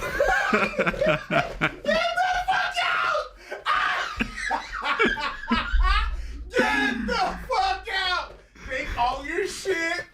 Get the fuck out. No, unacceptable. This is unacceptable. Oh shit! Get the fuck out of here. Oh, this bandit. Not unacceptable. It's okay. Unacceptable. Nobody has to be born this way. Unacceptable. All right, so that's it for Abba Zabba Zulu King III. Making sure that all you heard the words that's coming out this hizzle. Oh man. The shizzle? Whizzle. They're fucking hilarious, man. There was one video. Oh, Alicia, I wish I remember what it was. They made me laugh so hard. Oh wait, I kind of remember. I think it was a barber shop. Like, there's a barber shop where the girl asks if she can touch you, like if you consent to her touching you. This is the one. Oh my god, dude, okay. So there's gonna be a part where my cheeks are gonna hurt. I'm not gonna be able to talk much. Okay, is it okay? But you gotta rewatch this stuff. This is so fucking hilarious. Hold on a second. If I touch you? Yeah. Okay. Is it cool if I touch you? Yes. Shailene, is it okay if I touch you? Yeah. Okay. Cool. I love that idea. Is it cool if I touch you? Yeah. Okay. Ah, no. What? No. Stupid bullshit, man. No. I know exactly what that is. It's the barber that ass consent before touching you. No. That is so stupid. No. That's a no. In the scale of everything dumb, that's a no. That's dumb. I He's can't triggered. cut my hair. Of course you're gonna touch me. Sorry, hold on a second. How you gonna do that? Wi-Fi? How you gonna touch my hair? How you gonna cut my hair without fucking touching me? That is insane. Can I touch you? Yeah! That's what I'm here for. Imagine I go to see you and you're like, can I touch you? And I'm like, no. What then? What? fucking den. What do we do? No, what do He's we upset. Yeah, imagine taking an appointment for 1 p.m. with Stacy. You sit in the chair. Can I touch you? Nah. Nah. Why you here? What? I just came here to say no. I just came here to cut my hair. Can I touch you? No. Honestly, listen. By the way the world is going, I believe some people would just schedule an appointment, maybe even drop a deposit, just to get to a place I'd feel like victimized. I honestly believe that shit. Someone who goes there, hold on a second, I never expected you. Like, did you just assume that at some point you would touch me? Like, somebody would do that shit. Like, I don't think it would be that frequent, but it would definitely happen. It would happen.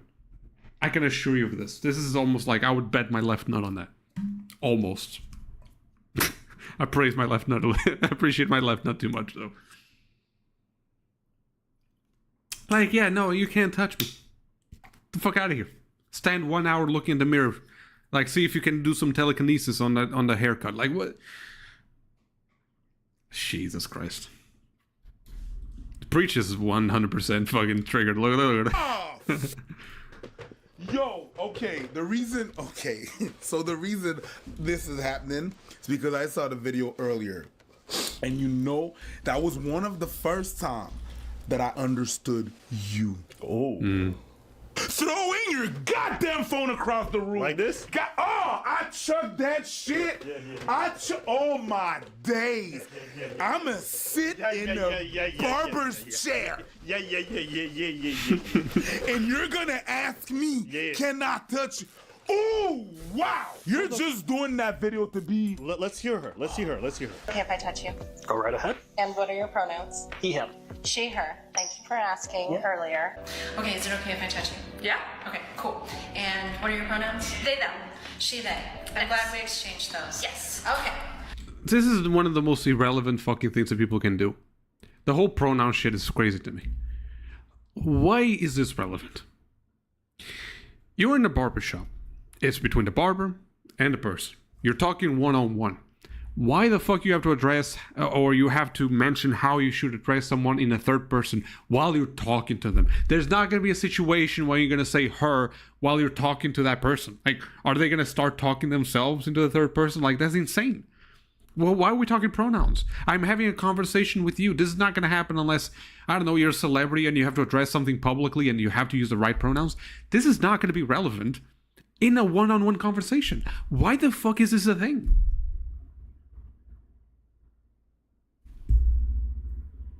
I can just use your name too. That's the fucking problem. I don't understand people and this whole pronoun shit. Like, what the fuck? Maybe for people who, okay, how he addresses this person publicly. Okay, this is not gonna be it. The fuck do the pronouns matter, man? The fuck, man?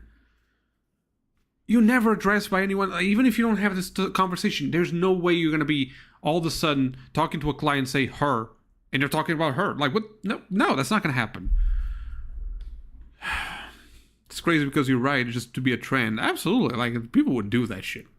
I believe 100%. This is why I don't mind man-only gyms. Who has time for this shit? Listen, in the end of the day, I feel like, the reality is why we have men's only gyms and women's only gyms, because we've been very divisive about it. The reality is obviously we shouldn't have either. But, I guess segregation is something that a lot of people support when it comes to solving issues.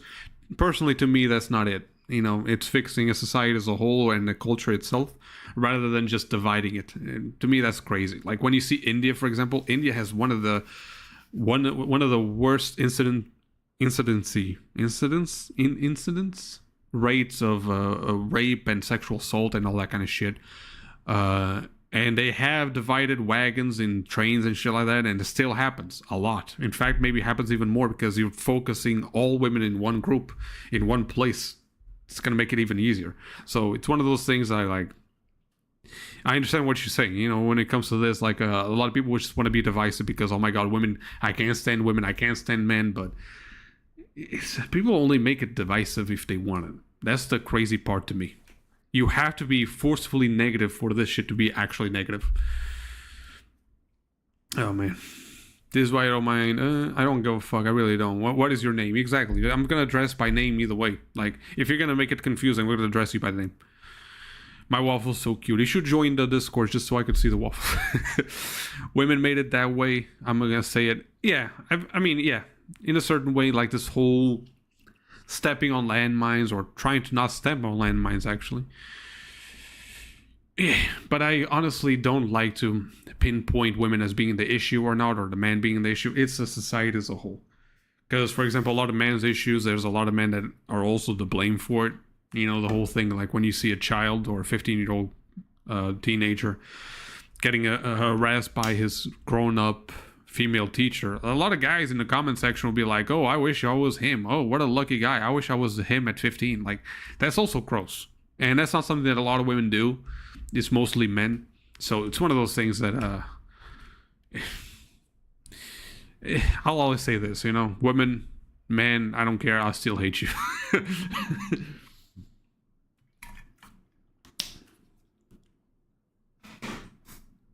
But yeah. But I see what you're saying. Listen, in the end of the day, if you have a female-only gym, I feel like there should be also men-only gyms. Because there's obviously things that men want to avoid in women in gyms, like the whole craze that we had about women recording themselves in a gym, and then if the guy helps, he's going to be a creep, even though the guy was like not doing anything at all, or glancing once makes him a perv. Yeah, we would also maybe would like a gym where we don't have even the possibility of women recording, so that doesn't become an issue. See, you and I can have an actual conversation. Unfortunately, a lot of people on the internet, they don't want to have a conversation, they want to win a conversation. They want to be right. So in the end, whatever means they have to use to achieve that, I get tired of that. There was like recently on Facebook, there was like a conversation about like people just jumping headfirst about a woman accusing a guy of doing something wrong, therefore you have to believe her. And I was like, I think it's a very neutral and rational opinion to have, which is, hey, how about we don't believe all victims, but rather take all victims seriously? There's a huge distinction, especially when we're talking about strangers. If it's your girlfriend or whatever, what reason do they have to lie to you? Like, it would be very bad for them to lie to you. So, in that manner, in that, I don't know, in that case, excuse me, in that case, you would believe your girlfriend, but believing all women or all victims in general, it's just like, no, weird. Take it seriously. Don't say like, oh, you're probably lying and shit. Don't say any of that shit. Just say like, okay, let's see what happened here.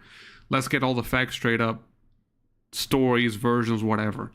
And then you make a judgment, not beforehand and, oh, you gotta believe. No, because there's people that lie. Do women lie most of the times? Absolutely not. That's statistically incorrect, right? They don't tend to lie. Nobody has time to start making false accusations. You know, that shit takes time, effort, mental fortitude, let's say it. Obviously, most women don't lie about that shit.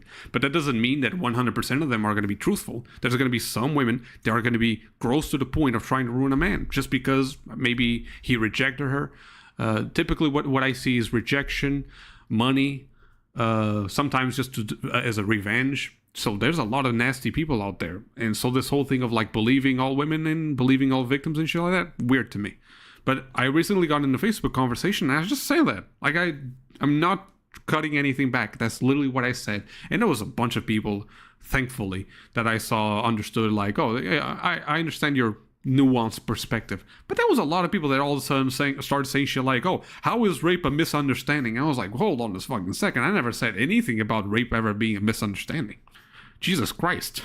You know, all I was saying is like, okay, don't believe all victims. That's what it comes down to. I'm not saying that, you know, everybody's lying or it's a possibility, it's the strongest possibility that they're lying. That's not what I said. But unfortunately, people don't want to see a nuance and be like, oh, I understand what you're saying. Okay. I don't want to address that exactly, but I understand what you're saying. But unfortunately, a lot of people just want to win an argument, so they make it an argument. Like, I never said anything about like, oh, rape a misunderstanding. Like, what the fuck? It's insane. People don't want to have a conversation.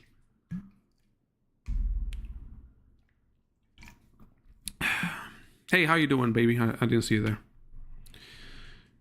I'm about to order food. What you gonna order? Some Macca's? The British still find it weird that British say it like that. I don't need to be right. Just have a healthy back and forth. Absolutely. Like, to me, that's enjoyable, enjoyful. When I see people in the comments and, what was the recent one? This was on the other channel, the commentary channel. What is his name? Show Speed, I Show Speed, that streamer. It did some stupid stuff to a baby, like it scared him in public. It wasn't that much of a big deal, but people were starting to say shit like, "Oh, of course you're attacking him. No black man in this country can do anything successful," and people being jealous of it. And I was like, where did you even pick race into this? Like, I don't want to have conversation with people like that. I was talking about the gym thing. Segregation isn't always bad.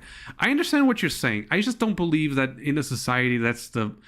If I gave you the option, all of a sudden tomorrow, I'm God, and I could say, you know what, tomorrow, you're going to have men and women gym. Like, basically all gyms will be all-inclusive. But it's a guarantee that women are not going to be bothered in those gyms. You're going to be like, yeah, I'll take that. Right? You don't want segregation because it's appealing. It's because it's an alternative that you feel like is better than nothing. Okay? I understand that. But that doesn't solve the issue to me, in a sense of having people who are well regulated and know how to behave. And it's not impossible. You look at countries like Japan and all that kind of shit that still have their issues, especially also sexism and xenophobia and all that. But a vast majority of people know how to behave publicly. They know when they are going up a roller, what do you call those things? Like those escalators, right? They know to stand, like every single Japanese person will stand in the right side of the escalator so people can just roll through. In Europe, you don't find that shit. People just take all like space like it's all theirs. It's a cultural thing, and you can change. And it's definitely something that's never going to be 100%, but you can get close to that. I don't like segregation in the sense that I think it's a wrong message. And a really, really dangerous precedent. That's all. It's not really about not saying that it's not a solution. It's just that I don't think it's the best solution at all. That's like saying men's and women's bathrooms shouldn't exist. We need to fix... Well, you're talking with European. We do have shared bathrooms, so that's not really that much of an issue. To me, that's something that falls a little bit to the side. We need to fix a societal problem where people don't look at each other's private parts in the bathroom. Is that is that specifically an issue? I don't know exactly what you're mentioning about private parts in the sense. Because here's the thing, like public bathrooms being gendered and all kind of stuff, I can see why people would be comfortable because of the urinals and all kind of shit. Obviously, there's a huge risk of seeing things that shouldn't be there. Locker rooms, yes, 100%. But that's not really segregation. That's by a biological factor that people are, by a huge percentage, a majority, like 99% of people, they don't like showing their bodies. Like, you're talking with someone who doesn't have a problem with nudity, right? You go to Sweden, you're talking about that shit, for example, about bathrooms being gendered and all that shit. You go to Sweden or Finland, I don't know exactly which country it is. You have saunas where there's women and men, both of them naked, in the same space. No issue whatsoever. Right? This is not some La La Land place that I'm picking up. This exists. It's Sweden. Again, let me see if it's Sweden or any place like that. Does Sweden have shared saunas? It's one of those Nordic countries.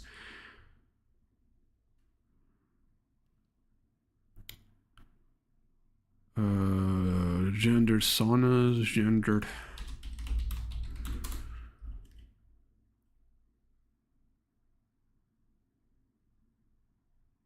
Okay, so there are only gender segregated saunas for men. So apparently not even women want a segregated sauna. It's just, I guess, based on their... Let me see, there's a Finn... I'm trying to figure it out exactly which country it is.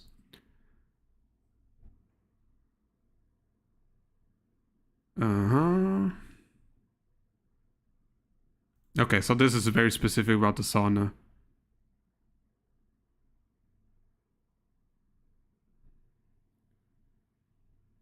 So yeah, Swedish sauna culture is a liberating experience. The separation between the naked body and sexuality is therefore mimicked in a Swedish sauna. Exactly, that's what I was talking about. Because, for example, nudity to me is not an issue. I don't see the body, human body, as like, oh, that's an issue. That's offensive to me. In Sweden, they don't see that shit either. And in Sweden, you have shared saunas. You have men, women naked together. There's no issues there because it's a cultural thing. They knew exactly from the get-go. The solution here isn't separating shit, isn't segregating things. It's just telling men, hey, listen, this is a pair of titties and of a JJ, okay? There's a little bush in there. You can't even see that properly, right? It's not a problem. It's not sexual. It's just a person that is naked, and they respect that. So I really do believe it's a cultural thing. Like you're talking with a Portuguese guy. Spain is even more to this. But as a Portuguese person, when I go to the beach, I'm expected to see naked women. Well, not maybe on the bottoms part, but titties, 100%. Young ladies too, not just old ladies. So again, it's a very cultural thing. Very cultural. You have another channel? Yes, sorry, Andre, for the delay here. It's the same name, Obvious Malcolm, but just Obvious Malcolm. It's a yellow icon. I should start linking that shit in the comments, I guess, in the chat. Okay, I'm a woman saying what I'm saying. Okay, what's your point? Are you talking to Alicia? Okay, I'm a black mother, and all this have been super awesome, but I have no problems with saying that I want more from my black community. Oh, you're talking about the previous? Okay. That's a sauna. It's not a necessity like using a bathroom. That doesn't really change anything, does it? Because when it comes to a necessity or something being optional, that's not really a factor that changes the fact that people can see a human body and not feel offended about it. And that's a cultural thing that we really need to change. It's not the fact that we need to separate things. Because if you're going to go down by that path, I mean, what's your excuse for no racial segregation? Because I'm sure there's a lot of things that black people would be like, oh, I would like for my black community to only be supervised by black cops. The case of brutality is still going to happen if in the United States you have a culture of violence and guns everywhere. Like, that's going to happen. You're not going to solve anything by segregating people. You're still going to have it. Congratulations, now you're not dying because of racism. You're just dying because of pure police brutality. It doesn't solve an issue. And segregating people is not going to create a cohesive future. Throughout the entire human history, every single time we got better is because we stopped segregating people. In any situation, gender, okay? Because we at some point, workplaces in the United States were also gendered at some point. Like they separated women's working the floor and men working the offices and shit like that. And it was gendered. NASA had bathrooms for, Well, actually, I'm sorry about that. NASA was a racial thing. It was about black folks having to use a different bathroom. But you had companies that also had gendered workplaces.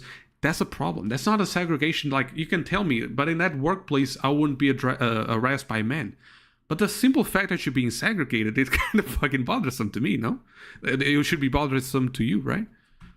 So the sauna thing, yeah, sure, it's optional, but that doesn't change a thing. A sauna could still be a dangerous place for a woman to be alone with another man, right? Maybe even more so. Just like you said, it's a necessity. A bathroom is a necessity. A sauna is optional. So it's not going to have as many people as a bathroom. So, I don't know. Like, to me, it doesn't change a lot. So what's your big solution to fix society so we can all sing Kumbaya in the bathroom? Like I said, look at Sweden. We can't pretend like these things don't exist. Like, the solution hasn't been found. I'm not going to say it's easy, but the solution is simply normalizing. I guess casualizing it, if that's a word, it's not a word, but making it casual that a human body is not offensive. You know, again, go to Spain. I don't know which country you're from. Go to Spain. You're going to have naked ladies all the time in beaches. We're not talking about nudist beaches, okay? We're talking about beaches, normal beaches, and we're not showing their breasts. There's no tickets being handed to them because it is an exposure. There's nothing like that. It's at some point that you start understanding, like, what is sexual and what is nudity. They're completely two different things. You can be nude and not have sexual desire to do anything, right? So you're from the United States, yeah. So that's pretty much, I understand you guys have a very closed mind to no naked bodies in any situation. That's nudity. That's kind of like porn to me. Not cool. But again, you come to Spain, you can call the police all you want. If you come to a Spanish beach and you get offended because women are out here with their breasts out, nobody's going to care about that shit. The police is not going to be able to do anything, and they wouldn't. They don't care about that. A lot of people are repressed. That's why they are comfortable with normal stuff like nudity. Okay. That's, again, cultural thing. I understand for Americans, it seems like the solution is much harder than what it actually is. But it isn't. It's like the gun problems that you guys have. Like, your problem is not the legal guns. It's the fact that you have way too many guns and it's just normalized to have a gun. In Portugal, like, Portugal is the Western European country that has most guns in Europe. We're the sixth, safest country in Europe. You know, like, it's about culture. It's about understanding that you can have something, right? You can have shared sauna, shared bathrooms, shared gyms, but that doesn't give you a right to start harassing people. I know it's going to take some time, especially for the United States, to change that fucking mentality. But segregating people is not going to be the solution. I can guarantee you, every single time you look back in history, segregation doesn't help anything at all. At all. No matter what reason it is, racial, gendered, whatever. Segregation is not something that you can... Oh, sometimes it can be good. It isn't. It's a dangerous precedent that you're setting for everybody. But I like that you're raising that point. That is a conversation that I've always wanted to have. I'm glad that Let me just show this one because I want to see this video for a long time. But keep talking about that. came in today to give me the opportunity to talk about what it's like when we grow out our hair from a shaved head. First things first, is it okay if I touch you and take down this little thing up through the top? Okay, cool. So, is it cool if I touch you? Jesus Christ, does she also have to announce everything that she's about gonna do? Like, I'm gonna touch this strand of hair here. Like, wow. All right. Yes. Am I in here? Yes, I am. Right? Yeah, I am. Yes. Cool. All right, so it's cool if I touch you. Yeah. My pronouns are she, they. So you don't think there should be an option to have both mixed gyms as well as segregated gyms? Why is options a bad thing? Because of the precedent, once again. Because once you have a gym that can be gendered, what stops, let's imagine, I don't know, what stops a coffee shop from being gendered? What stops something as crazy as the mechanic shops being gendered?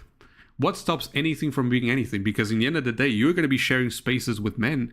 Even if, for example, a gym, when you think about a gym, it's not just a bathroom that are gendered when you talk about men's only gym or women only gym. The mere space of the workout is shared. And you're dressed. You know, it's not a situation of women being naked in there or men being naked in there. And you still want to be segregated from men or separated from men. So what stops a coffee shop from having the same option?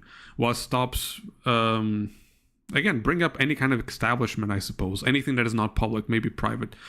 So that we can take that factor outside of the equation here. Think of anything. What is your justification or way to prevent that shit doesn't become generalized? And at some point we have neighborhoods for women and neighborhoods for men. When is it going to stop? What is the line that separates these things? So you guess the sensual aspect of it. If you say that, are you going to tell me? So what you're saying is that a gym, the simple fact of how women dress or how men dress in the gym is sensual. So drinking coffee, there's no sexual association with that. So how is running a running a treadmill, or I don't know, pushing weights, how is that in any way sensual or sexual, if you want to bring up the same perspective? Hey. How about you? My pronouns are they, them. Okay, cool. You know what? And you know what? The thing is that it's if we get out of this and we get out of the jokes and stuff like that and whatever, whatnot, it's respect. At the end of the day, she's respecting the person in her space. It's her space. That's how she wants to operate it. That's how she operates it. It's just the illogic of you're coming to cut your hair and ask you. I'm like, ugh, of course you are. But if I'm being really fair and I'm really like, you know what, let me just she's operating her business.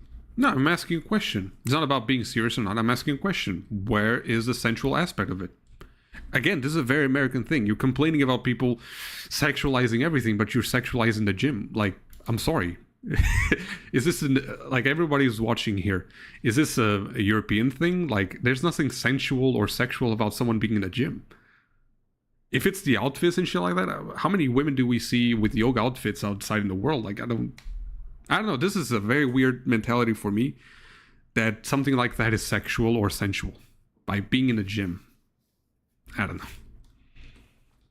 But that's a question. I was being serious about the question. Like, what is the sensual aspect of being in the gym? It's on the basis of respect. I don't feel like that. I'm gonna go there and she's gonna disrespect me. So I can't really 100% clown her and be like, meh, meh, meh, meh, meh, meh, meh. I can't.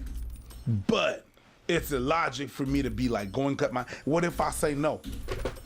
You're opening it. Of course you're gonna. But maybe that's just me, and that's my privilege because I'm not triggered by a lot of by some of the things, and to some people it triggers them. But it's just that, and it's switch that you don't want me to touch you. Okay, so this man is talking about being triggered, and a few seconds ago, or a few minutes ago, he was fucking raging. I don't know about that, man. I'm gonna show you. Well, here's the scissors. Take the scissors, and that's how you're gonna cut your hair. No, shorter. No, shorter. I'm the professional, but I'm gonna. You're asking what is sensual about a woman running on a treadmill. Exactly. That's what I'm. Is it sensual to you? That's what I'm asking. Like, is a woman running on a treadmill sensual? Ask your male buddies. I bet they have an answer. I'm asking you. That's the thing. Like, I don't think you understand what I'm talking about here. I'm not saying that it's sensual. I'm doing the opposite. You're the one who's implying like there's something sensual about that. That's what I'm saying. If it's not sensual, it's like any other place, like a coffee shop, whatever the fuck.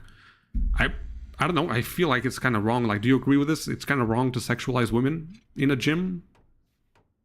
If you say, yeah, that is wrong, then why are you doing it to yourself? It's the clothes and then the intentions, but there's nothing sensual about that.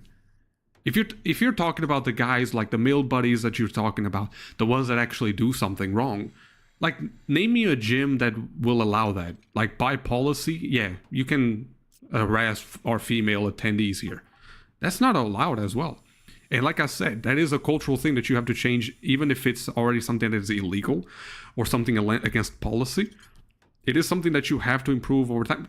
What if I told you right now, in Europe, this whole thing of like female only gyms and male only gyms, very rare.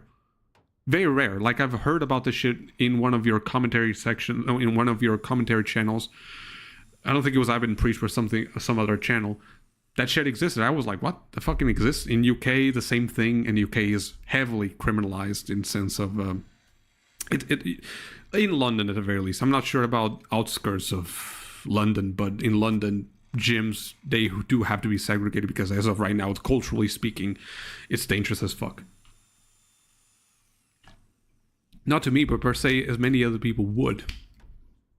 Women and men both, a lot of them go to the gyms to flirt and pick up people, and that is annoying, so they made segregated gyms. But you can pick up anyone anywhere, I guess. But again, if that's the concern, again, it's a cultural thing. It's very hard for me to get in that position, to argue against you, because that is something that I can't even possibly think about happening.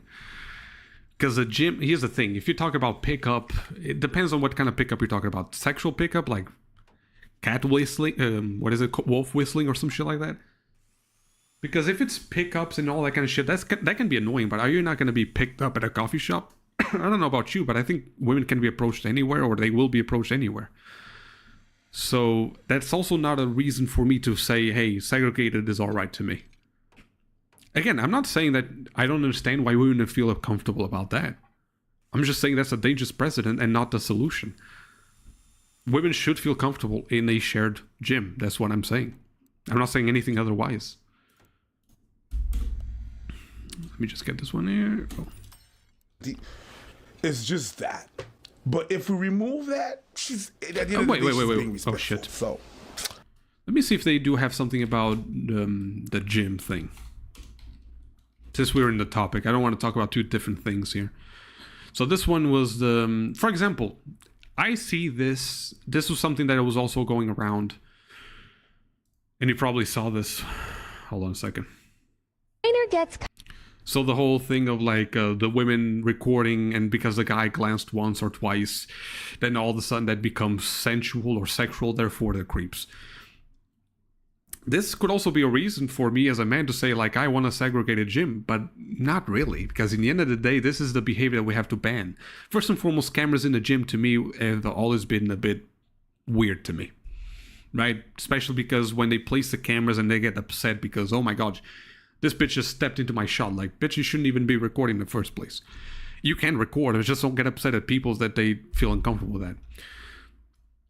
But that doesn't mean like all of a sudden like we just have to segregate so that women can record. Like, no, there's just erratic behavior that needs to be eradicated, ironically. I don't think it's dangerous precedent when both options are given. Again, it is still segregation. I can understand that you're saying like, okay, but I'm still defending gyms for men too. But you still are segregating. I don't know, like, you can literally bring up the same thing with racial. Like, there's nothing that would differentiate it from a racial perspective. And all of a sudden, like, you have black folks that say, like, this neighborhood is ours, white is over there. Like, you could tell me that's an option that you're giving to white people and black people to live on their own, but in the end of the day, it is still segregation. I can understand what you're saying is not forceful, because you can still have gyms that are shared.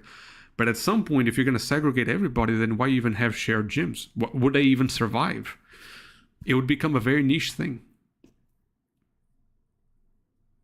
So the dangerous precedent, you have to understand, it's a dangerous precedent because you can apply to literally everywhere. It's not about options. I can understand that you're not being forceful about it. You're not saying like you have to go to these gyms. But what would be the purpose of having a shared gym if all of a sudden everything is segregated? You know? So I don't know, like gyms, anything that involves segregation to me, like, no. It's weird. Just like a woman who will look at a big veiny muscles or attractive, like she was saying that, to her credit, she is addressing that also men should also get segregated spots. But that to me is still like, so what if women glance once in a while? Like, that's not harassment. Harassment is when they stare, and obviously this applies to men as well. That's when it becomes a problem. And that, to me, I think when you highlight that shit to a gym admin, that will always be an issue. What you mean, what is the purpose of a non-segregated gym when everything is segregated? Because some people wouldn't want, and they deserve to choose.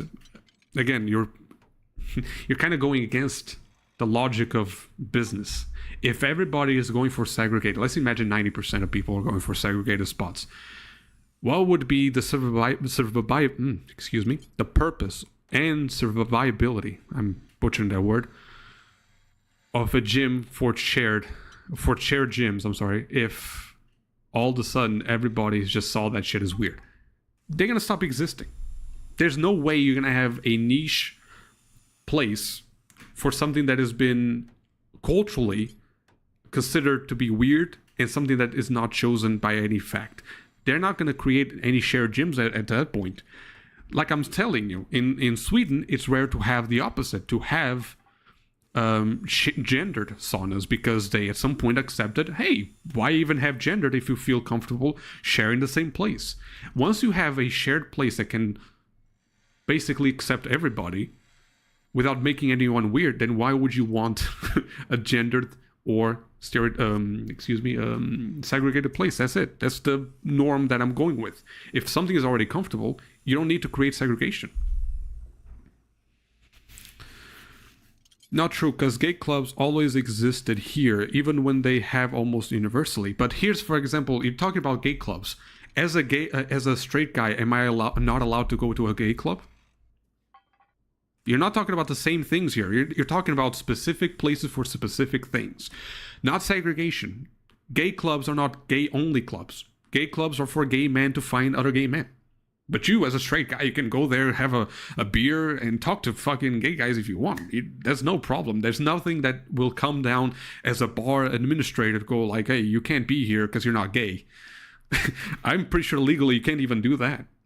So from that perspective, you're also like not even tackling the same examples here. A gay club is completely different because it's not a case of segregation. Reread my comment. Not true, because gay clubs always existed here, even when they were hated almost universally. Oh, okay. Oh, I'm sorry. Okay, but again, still tackling the same thing here. I said hate. Okay, so you're tackling two different things here. I can see what you're saying now. So you're saying they still existed, but even though they were hated, but they were still needed. You're talking about, let's imagine, what era are we talking about? Let's go the way back to 60s, 70s, 80s, where it was still taboo to be gay. They existed, even underground ones. You know why? Because there was a necessity, because there was nothing like that. But it wasn't segregation case. Like, you still had gay men that could go to bars and pick up gay men. It's just that gay men didn't have something to say, to be like, hey, where can I find other gay men? It was something that, in the logic of business, it didn't exist. There was a vacuum in the business, in the market. So gay clubs started to exist, and even if they were hated, they existed because they were profitable, because there were gay men that needed other gay men. This whole thing of like being hated and because it was taboo to be gay and shit like that, it doesn't affect anything in the existence or the purpose of something existing. We're talking about segregation, about, hey, gyms from now on will be this or that. This would be like saying these bars have to be classified as straight bars, gay bars, or lesbian bars, or anything in between. We don't do that. You have gay clubs that have a purpose to aggregate gay men, but it's not just for gay men. You can go there and be straight. So that's what I'm tackling, and you're not really understanding that perspective, that we're not comparing the same things here. You said you would get bad business. I was saying no, it would still succeed as a business. Again, no, because there will be no necessity. To keep this comparison fair with what you're saying, imagine, this sounds wild, but what you're basically saying is that the same way that I'm saying that a shared gym would stop existing or stop being needed if you have segregated gyms, right? To compare this with the gay clubs, this would be like saying that from now on, you're going to have either gay clubs and straight clubs, and you don't belong to any of them, or if you don't belong to any of them, you have to get out. And if you want to have a public place where both of them are going to coexist, right? That becomes a norm. That's not going to happen, because if you have from the moment you said as a society, bars have to be classified by either being straight or gay, there's not going to be a necessity for something shared. Right? Or anything that is classified as unspecified. So when you come to a perspective of, okay, if a culture that we have right now goes towards it's either this or that, you're not going to have an in-between, because there's no other need for that. What I'm telling you is much better for you to have a place where everything in between is accepted and regulated, so that everybody feels comfortable, no matter what kind of bar, what kind of gym, whatever sauna it is, for them to accept both. That's it. The bad business, from what I was saying, the bad business part was about, once a culture becomes about, hey, this is how we do it now. Gyms become either either male or female only. There's not going to be business for the middle. There's no need. The same way that would happen to bars. You're saying like, oh, but gay clubs existed, they were hated, and still were successful because there was a huge demand for it. But it wasn't about a case of only gays, right? It was a case of, hey, I want a place where I can find other gay men. I don't mind a straight man around me. I just want to find a place where there's more men. That's a completely different side of business here. This is a vacuum that existed and somebody took it, okay? This is not a vacuum. There's not something that people want. Women don't want to be segregated. Women want to be comfortable in a gym. Two completely different necessities, two completely different desires here. Okay? Gay men wanted a place where they could find other gay men. They could still have straight men around them that weren't interested in them. That's fine for them. What they wanted was a place to find other gay men. But this is different. This is not about a case of a gym of women interested for women or some shit like that. Like, so women could pick up other women. That's not what's happening. Women want a different gym for themselves because they feel uncomfortable in the shared ones. And what I'm telling you is that we have to solve the problem of the shared ones, not completely all of a sudden segregate everything. Because it becomes like India at some point. Look at India. Okay, India has, as I was talking with Alicia, India has wagons for women and men, and they still have one of the highest incidence rates for rape. It's crazy. And they thought like, oh, this is going to be a solution. It isn't a solution. It just aggregates women in the same place and make them an even easier target. I'm sorry, deviating a little bit here. Gay club analogy is simply contradictory. They're not specifically for gay people only. I'm straight and I can have a coffee with my gay friend there. Exactly. But I couldn't do that shit in a female, not have a coffee, but work out in a female. Like if I have a female friend and she goes to that gym but only accepts women, I'm going to be immediately discriminated against. I'm sorry, that's always a dangerous precedent. And I'm an European. So from my perspective, it's always better to have a place that is comfortable for everybody. Like, we're talking about diversity all of a sudden, and now it doesn't matter. Like, I want diversity. I want people to have a place where they can go all together, and they're not separated because they like dick or vagina, or because they need to feel comfortable or whatever. I want places to be safe to the point where anyone, regardless of who you are, feels comfortable in that shit. That's the solution. The solution is not segregating things.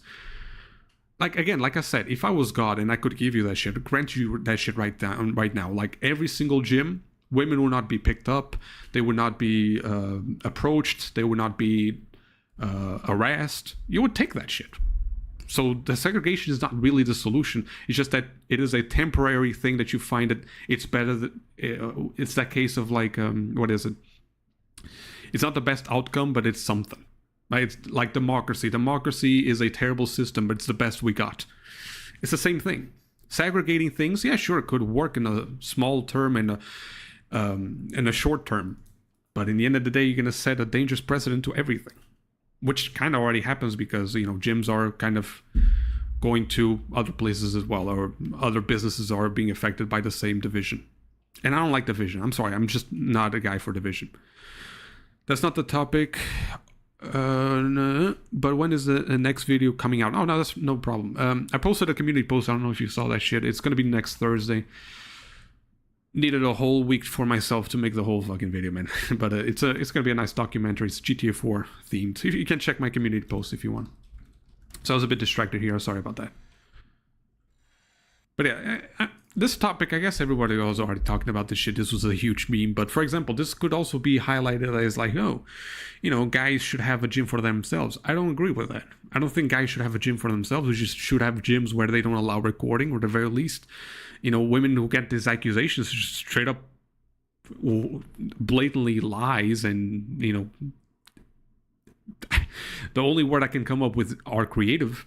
They have to be dismissed immediately when you have evidence like this, like a trainer gets caught on camera being a pervert, and he isn't being a pervert. Like, no, we have to stop this behavior. This is not a case of like, what, we need a gym for ourselves. That's not the solution here. Who is that guy? Swole, Joey Swole, same opinion that he has. Like, gyms should be a place safe for everybody, regardless of who you are. That's it. You shouldn't have to have... He also understands the purpose of why there is female gyms, but no, I don't believe that's the solution. No. Am I lagging? I might be lagging. Let me see. No? I am lagging a little bit. Thank you for that. Don't know how to fix that though, because my Wi-Fi is good.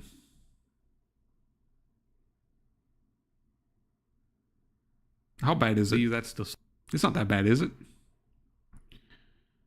It says a little bit, but whatever. So, just so we're on the same foot here, I believe that when it comes to the gym stuff, segregation will always be a bad idea. Regardless if we're talking about race, we're talking about gender, we're talking about whatever the fuck. Okay? As you said, your example, gay clubs are completely different. Gay clubs are a place for gay men to find other gay men.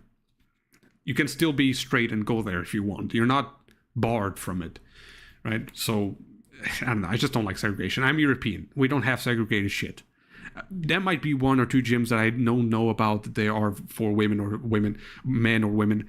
It's kind of like that bar. Is it fine now? Cool. It's like that bar for women. You guys saw that shit?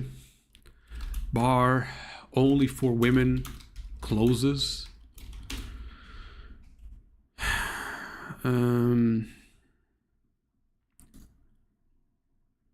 Okay, so this was the original news I saw, but maybe this is actually a different one.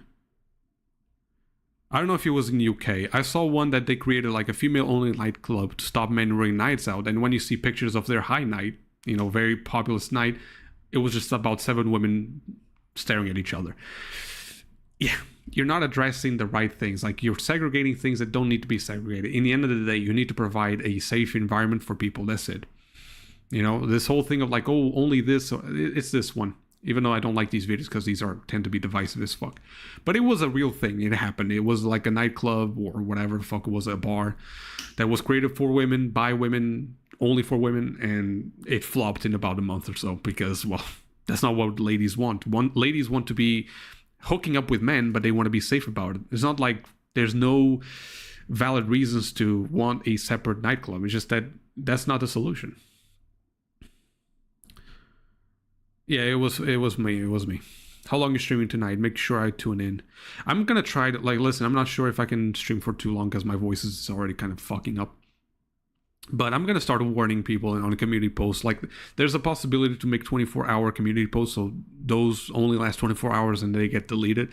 My problem so far has always been the spam, so I can fight that now. Okay, is it okay if I touch you? Yeah? Okay. Is it cool if I So touch you? I'm gonna play this from the beginning because some of you might have not seen this shit.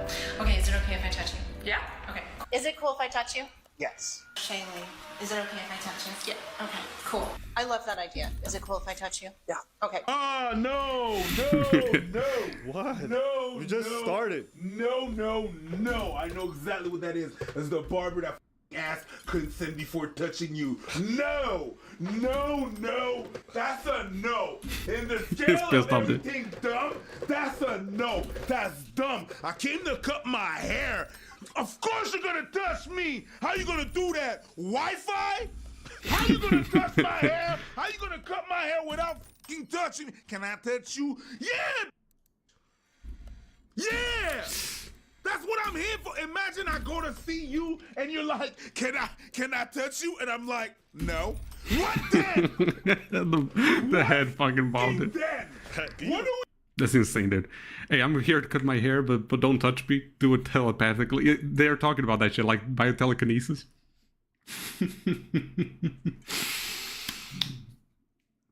Some people are surreal, dude. There's no way these fucking brains work that way. What do we do? Yeah, imagine taking an appointment for 1 p.m. with Stacy. You sit in the chair. Can I touch you? Nah. Nah. Why you here? What? Yep. I just came here to say no. I just came here to cut my hair. Can I touch you? No. Ah. Yo, okay, That fuck, dude, was so visceral. So the reason this is happening is because I saw the video earlier. And you know, that was one of the first times that I understood you. Oh. Throwing your goddamn phone across the room. Like this? I chugged that shit. Oh my days. I'ma sit in the barber's This is what I say. and you're gonna ask. He was fucking fanning that shit. And the whole problem is like the pronouns. I already talked about this. Like the pronouns just... Dude, you're talking one-on-one. You're not going to be addressing her in a third person. So why are the pronouns like... Oh, we haven't reached that point yet. Hold on, sorry. She, her. Yeah, sorry. Okay if I touch you? Go right ahead. And what are your pronouns? He, him. She, her. Thank you for asking earlier. She was like earlier because he didn't do it now. Okay, is it okay if I touch you? Yeah? Okay, cool. And what are your pronouns? They, them. She, they. I'm glad we exchanged those. Yes. Okay. Why? See what I mean? Like, for example, this is pandering bullshit. I'm sorry. This is just virtual signaling. It's not even really about respect, because in the end of the day, you're not going to be addressing that person by the third pronoun. You know what I mean? Like the third person. It's pandering, dude. Do you see that Sony Concord game giving pronouns to robots? What? Again, it's pandering shit. But let me see that one. I don't even know what that fucking game is. Oh, just by the art, I can see it's going to be one of those games. All right. Damn, dude.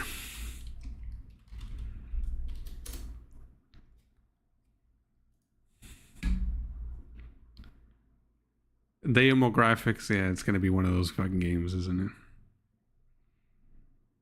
Where is the pronouns? It's there. It's a character, dude. The fuck does it matter? Even if it's not about robots and shit like that, it's fucking virtual, dude. These people don't exist. What the fuck are you talking about? Pronouns? Oh my god.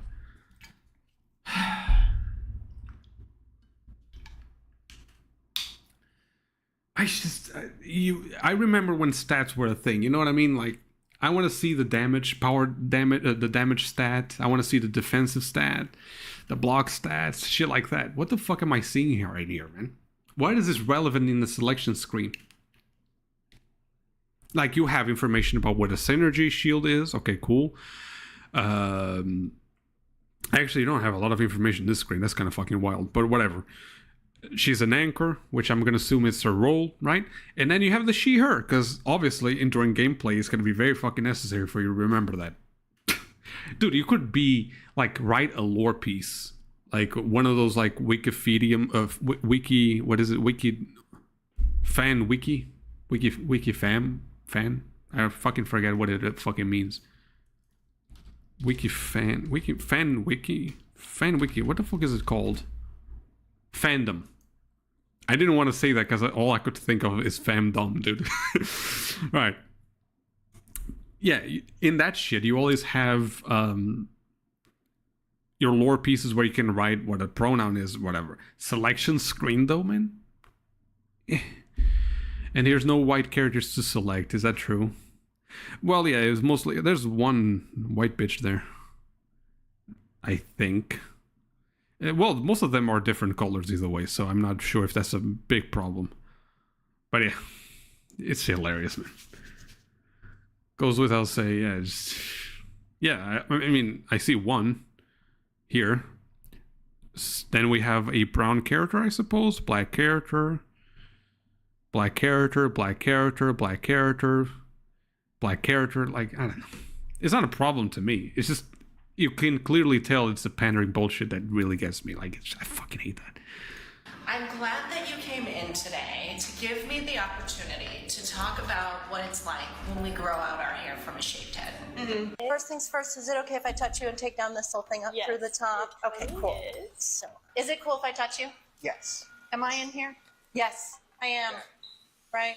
Yeah, I am. Yes. Cool. What the fuck is she talking All about? right, so it's cool if I touch you. Yeah. My pronouns are she, they. How about you? My pronouns are they, them. Okay, cool. You know what? And you know what? The thing is that it's if we get out of this and we get out of the jokes and stuff like that and whatnot. It's respect. Mm-hmm. At the end of the day, she's respecting the person in her space. It's her space. That's how she wants to operate it. That's how she operates it. It's just the illogic of you're coming to cut your hair and ask you. I'm like, ugh. Of course you are. But if I'm being really fair and I'm really like, you know what, she's operating her business on the basis of respect. I don't feel like that. I'm going to go there and she's going to disrespect me. So I can't really 100% clown her. And out of all the things that I've seen businesses do and shit like that, this is not gross even in the slightest, okay? It's just something that is not logical to me. Something that is irrational even. But it's not problematic. It's not that bad, okay? It's something funny. I'll say that much. But it isn't that terribly bad. It's annoying, that's all. Makes no sense. It's kind of funny, shit like that. Let me just see, what do I need here? Flywheel, pistons. Be like, I can't. But... it's illogic for me to be like, go and cut my... What if I say no? You're opening the door. Of course you're gonna... But maybe that's just me and that's my privilege because I'm not triggered by a lot of... by some of the things, and to some people it triggers them. But it's just that, and it's switching that, you don't want me to touch you. Okay, so then what? I'm gonna show you, well, here's the scissors, take the scissors, and that's how you're gonna cut your hair. No, shorter. I'm the professional, but I'm gonna teach... It's just that. But if we remove that, she's at the end of the day, she's being respectful. So it's like whatever. I think it's very performative. There seems like a performance 100% camera. for political brownie points. But I think it's a good business strategy because like the kind of people who go there, you saw a lot of they them pronouns coming out. It's probably because she does this whole little ritual, and for them, their political leanings matter when they go to their barbershop. They're always gonna say yes. That's a wild shit to say. The political affiliation matters, man. Yeah, I'm playing Car Mechanic here. This is something that I love to do because you don't have to think about it, but it takes time to build an actual car and shit like that. So yeah, that's what I'm doing. I love this fucking game, dude. I love simulators, man. Squad, military simulators like these. Even the car wash, they're going to make a car wash simulator. I'm so excited for that one. You can already kind of have one jet washing simulator, but I'm really excited for the one where you can clean. You can actually have a whole business of car washing. That's kind of I'm a nerd, I know, but I love those fucking things, man. I love simulators. But just her asking puts them in a comfort state. So you know what? I cannot clown her, but I'm like, oh my god. To me, it just seems very counterintuitive. I go to a massage parlor, I lay on the table. Can I touch you? I'm gonna look at you funny. Yeah, definitely. Again, I think this is just our reaction because the whole consent conversation is really dumb. Is really dumb in the way that they've engaged in it. Okay, that's all I'm trying to say. And to give you guys a good example, okay. All right, this is a YouTube video that I'll never forget. Can I kiss you? Yeah. Oh, no. This one, dude. I'm gonna laugh so much. Oh, my cheeks are gonna hurt. This is the thing that I want to show. I'm gonna show this video so many times to so many people in different streams because this is hilarious and will never stop being hilarious again. So yeah, simulator games have a bright future, thankfully. New engines making indie devs go crazy. Absolutely, they can make anything right now, like with this. I think this one is also made in Unreal Engine, if I'm not mistaken, or something like that. And it's so so optimized. Look at this. Like the simple fact of me pressing start, I can shift between screens and shit like that. It's really good. Like even GTA 5, we can't do that. So that's really good. I like that. And like you say, yeah, you know, because of these engines and all that kind of stuff, people just bring things that people would expect. Like, that's dumb. Why would I want a simulator about something that I already do in my house and shit like that? Like, it's easier. Like, actually rebuilding an engine like this, are you crazy? You can do this shit in a few minutes. It's peaceful. I like these fucking simulators a lot, dude. And they're easy to make from what they say. And yeah, mods, like, because you can have mods in this game and shit like that, it's fucking hilarious. It's fun. I love it. They have to mute this shit. Get the fuck out of here. God, yes. It hurts my head. It's so old. God damn, bro. Yeah, this was 2010 shit bullshit. Can I put my hand here? Yes. You like that? Clutch plate. Wanna help me take off my shirt? The thing that he's gonna say is gonna be hilarious, dude. Yo, it is crazy. They got that mic inside someone's throat. Them sound effects.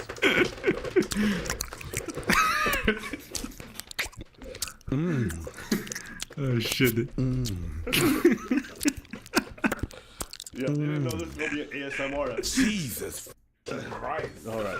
How'd you put a mic in your cheek and kiss someone? Can I take your shirt off? Yes. Shit. Look at this one, dude. The boom guy is right here.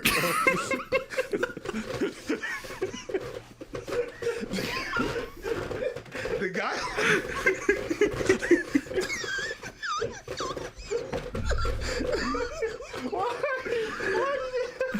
Why did you breathe like that? You got it here? He got up right in my ear. He went.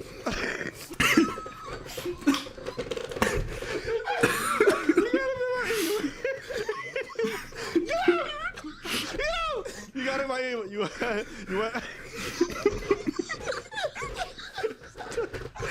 in my ear, and he goes like this. He goes.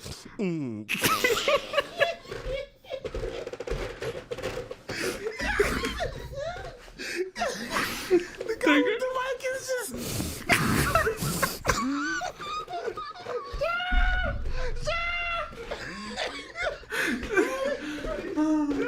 The guy with the I'm sweating, dude. Oh, that is hilarious, dude. The guy is right on the fucking mouth, dude. Oh. Is that ass was just sarcastic? I hope it's sarcastic, dude. This was something that I don't remember how old this shit is. Like, it was in 2010s or whatever the fuck. It was to teach people about consent and shit. But for every fucking thing the guy did or she did, kudos to them. At least they treated both equally. It needed permission. Dude, listen, I'm gonna straight up say this because I talk to women. Even my girlfriend will agree with this personally. This whole thing of like asking for consent is sexy. I understand it has good intentions, but let's be honest. You don't want your partner to be all the time like, can I kiss you? Can I kiss you? Can I kiss you? Can I kiss? That's gonna drive you crazy. That's like, no. Assume that you have consent until I say no. I don't want to be kissed right now. There's some situations where you're gonna see your partner uncomfortable. They're gonna straight up say, verbalize and say no. I understand, but every single fucking action requiring consent, no. There's a little bit of like nuance, social nuance here. But this video, man, it came out in a craze, of people just not doing shit with consent, and then they completely overcorrected. This was hilarious. Just that you have a safe word, yeah, like sexually between two partners, yeah, absolutely. And maybe even between strangers, maybe this is like appropriate, I guess. But it's kind of sad that it has to be this way. But it's hilarious, dude. Ooh. Everything has to be consented. Okay. And the guy with the boom mic did like.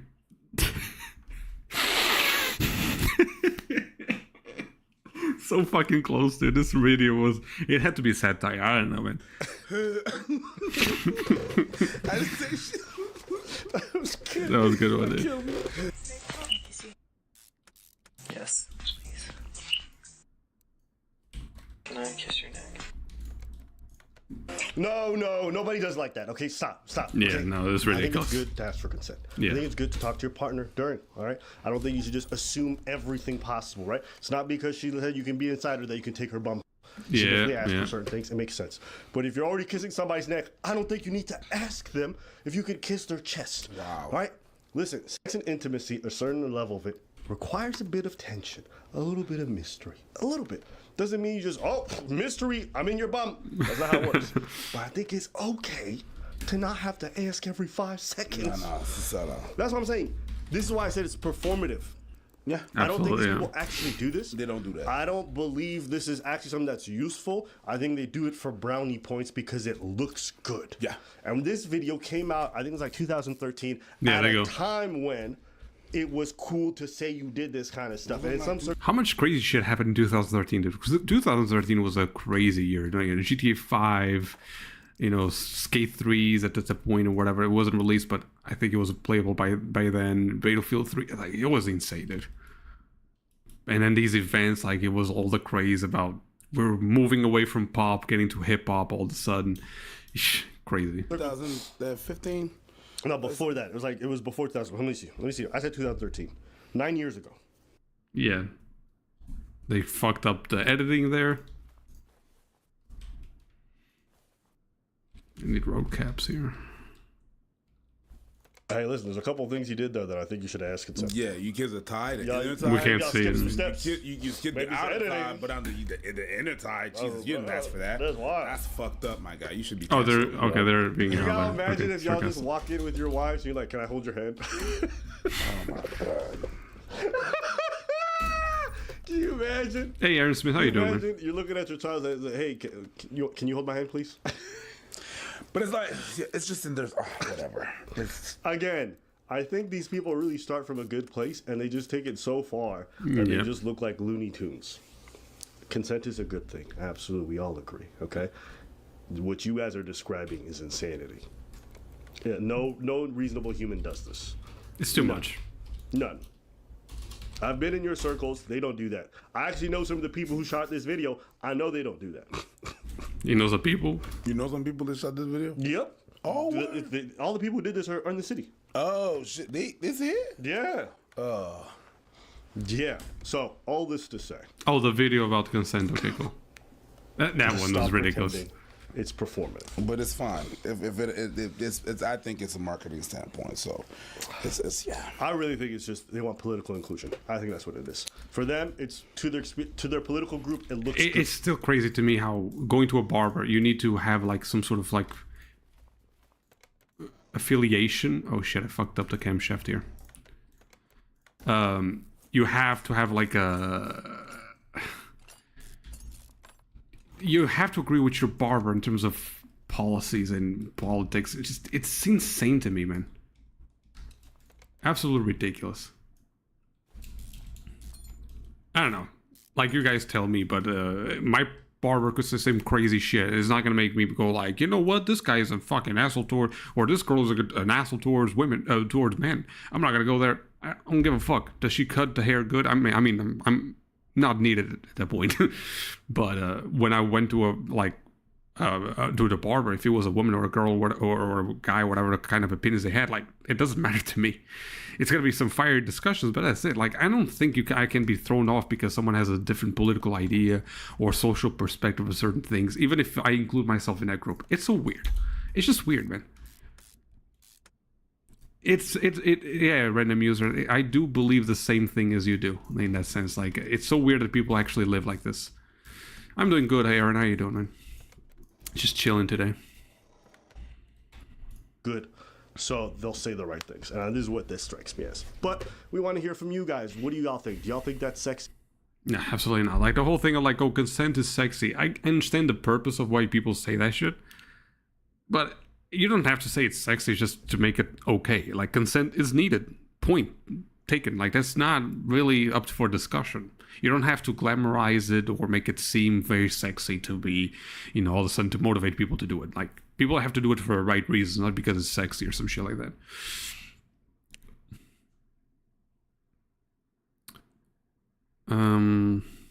There's something else that we need to watch here.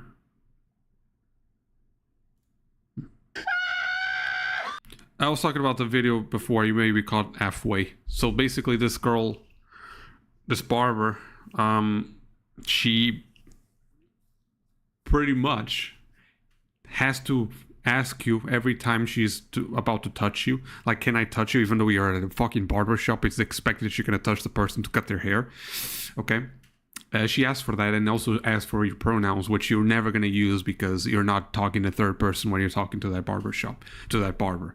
So, to me, you know, personally, I don't think I could be in a situation where I will select my barber based on, hey, does this barber respect my pronouns? Or not even about respecting my pronouns. Is he going to ask for consent? Like, or does he have the same political ideas and the social ideas that I have? Like, it's insane. Like, my barber is going to be the one that cuts my hair without busting a vein in my head. That's it. That's going to be my barber, right? That's it. So this whole idea of like, oh, you know, I vibe with my barber in terms of politics and shit like that. Like, that's why I go to him or her. Insane to me. Fucking insane. You can rewind. I think the DVR is activated if you want, Aaron. Today's topic, do all black people think alike? No. Next topic.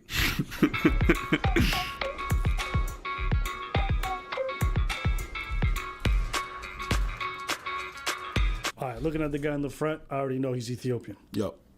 So one look at that forehead, he's part of the tribe. You already know. Rihanna, shout out, let's go. Nigga. What did he say?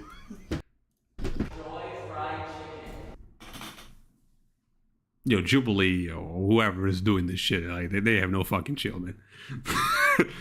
My friends are playing Fortnite right now. Local multiplayer split screen. Oh shit, Fortnite has split screen. Kudos to them, man. That's rare. One of them has a real account, the other is a guest one, but they're in a real server. They really have insane support for the fans. Yeah, I didn't even know Fortnite actually had local multiplayer. That's amazing. Nigga.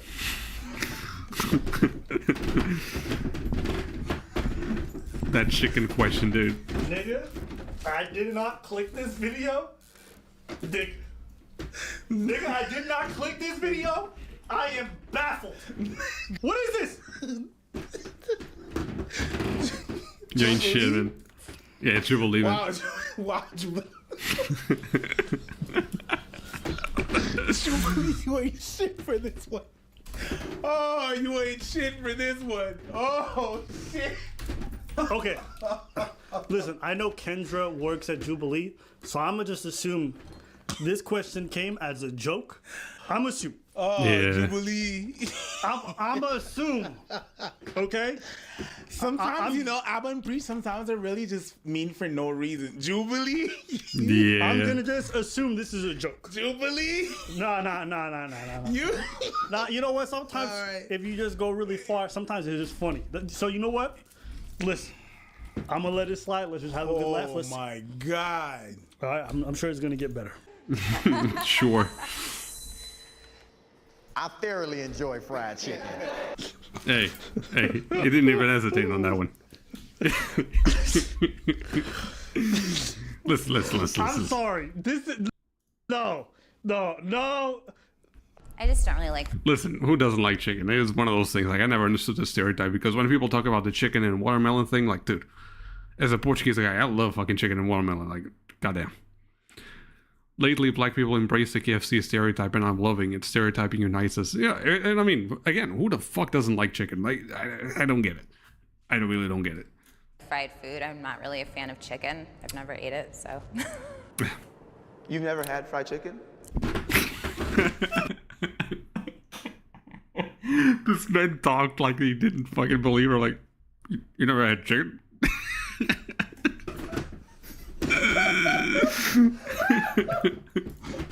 He's fortifying the shit, dude. He tried to recruit her.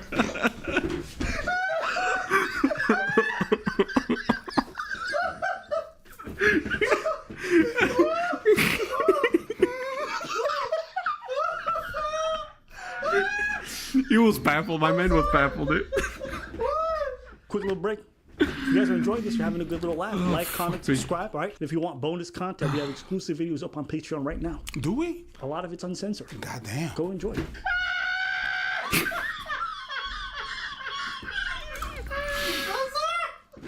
That man was way too motivated to answer that shit.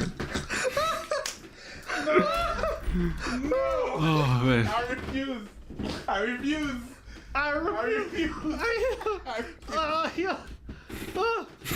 Oh, shit.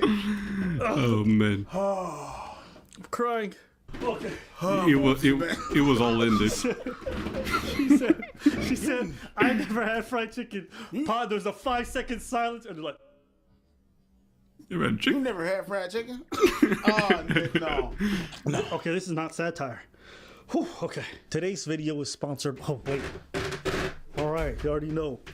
Okay, we're ready. No disrespect, but and better.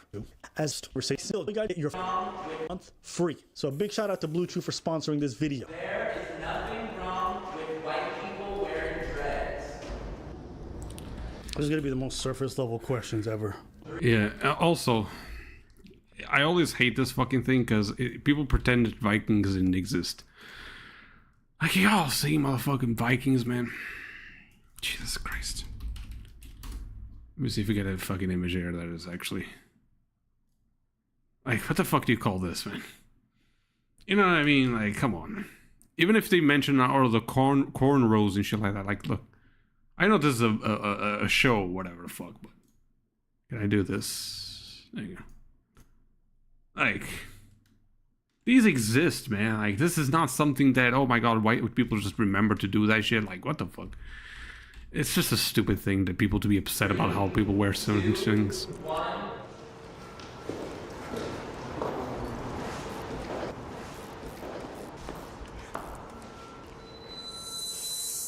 feel like I'm always on the wrong side of the room.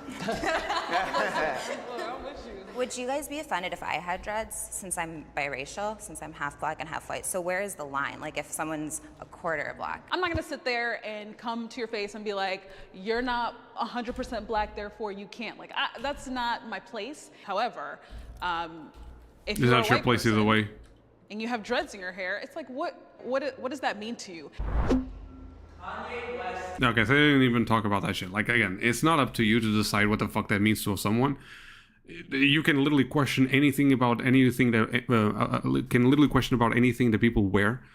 and might have meaning to them or not. It's the same people, like the same case of people that wear AC/DC shirts and they don't know a single song from AC/DC. They're entitled to fucking wear it. Doesn't matter, like, oh, but they're not real fans. Who the fuck gives a fuck? It's a shirt. Let people dress whatever the fuck they want, even if it doesn't mean anything to them. Jesus Christ.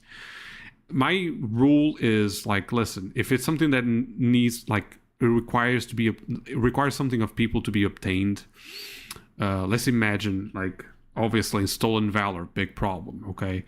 And that can apply to military. Like, a lot of people use samurai outfits, and certain samurai's outfits are way too realistic, and those have to be acquired through a certain, trials and shit like that. And that is more about meritocracy, and I don't fuck with that, right? But anything that is like, oh, a kimono, right? Like, what the fuck? Doesn't matter. Like, it's a kimono. Like, it's a nice piece of clothing. Like, jeans were kind of created by cowboys. You don't have a problem with half the population wearing jeans, man. Like, what the fuck? What is this video about? This is pretty much about, like, what if black people think alike? Like, what do people... Basically, they're gonna give very generic questions to black people, typically stereotypes, and they have to, like, according to all these black people, see if there's, like, I guess, a similarity in thought across across all these questions. So that's pretty much what they're trying to do here, which obviously tends to be very stupid. Yeah. Is invited to the cookout. Oh, geez. For example, this question, yo, y'all eat shit for this. Is there a note from Jubilee about this video? Did I miss something? There's got to be something I'm missing here. At first, this shit was funny. Now it's concerning.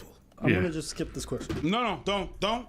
We're doing this. We're not skipping it. We're skipping. Why watch it? Who cares? Because you think the next question is gonna be better? It started off with fried chicken, nigga. Around people who aren't black. 3, 2. This reminds me of the Instagram comments when black guys post a video. What you talking about? I don't know. Maybe I'm not on context with that.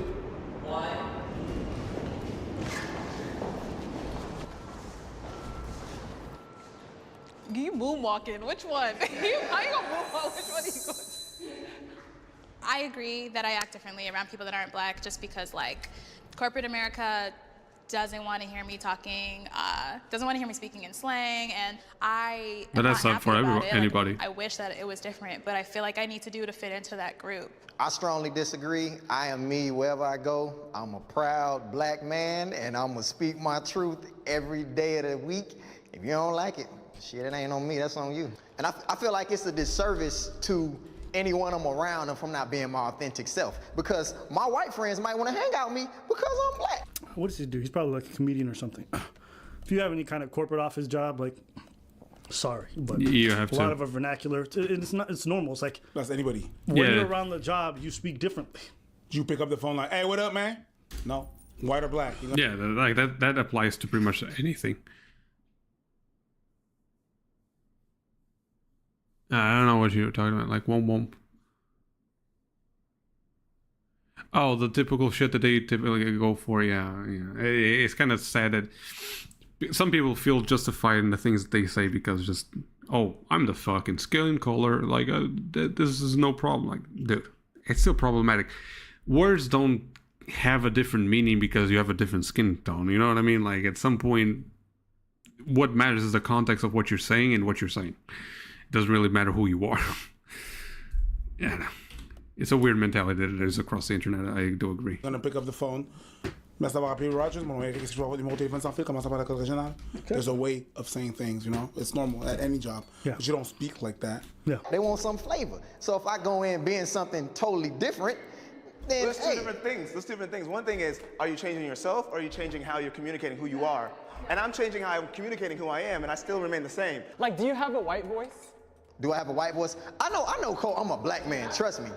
Every black person growing up in America can code switch. Then you need to move a little bit. But here's the thing. The question was, do I act different when I'm in different surroundings? and no. But see, how would I ever be accepted if I'm always code switching? That means I'm always acquiescing to something else. You see what I'm saying? So in order to be accepted, you got to bring you.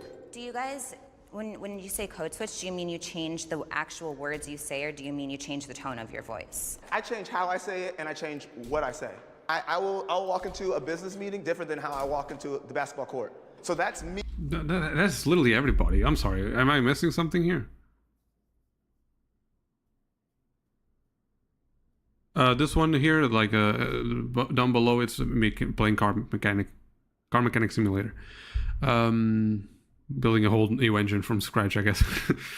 But yeah, like this whole thing, like I don't know, man. Like this applies to everybody, I guess. The color switch, like the color coding thing or color switching thing, code switching, maybe, right? Like maybe that is different. But in the end of the day, I do have a slang. Like I'm from the northern part of Portugal, which we tend to have a heavy accent to certain things or certain words, and I don't use those certain words in a phone call in a corporate level, like straight up. What I found out from some black dudes lately is that they call every black man a white guy if they talk non-ghetto and actually want to succeed in life school-wise. That's nuts. Yeah, it's kind of like the whole, what is it they call Uncle Tom shit. They feel like as long as, you know, as soon as he steps out of the boundaries of what they think is being black, then all of a sudden he stops being black. It's kind of gross too. Ever played GTA 5 on a PlayStation emulator PC? I've never done that because obviously we have the PC version for the game. The only thing I emulated so far is Skate 3. I wanted to emulate FIFA Street as well, the realistic one. I fucking love that game so much. Still trying to find the ROM for it because I can't really crack this one for some reason, but I have the legal copy either way. That's the only thing I have emulated so far, Skate 3. Me changing to fit the scenario to benefit the end goal. And I don't view that as a negative. I view that as me focusing on what the end goal is.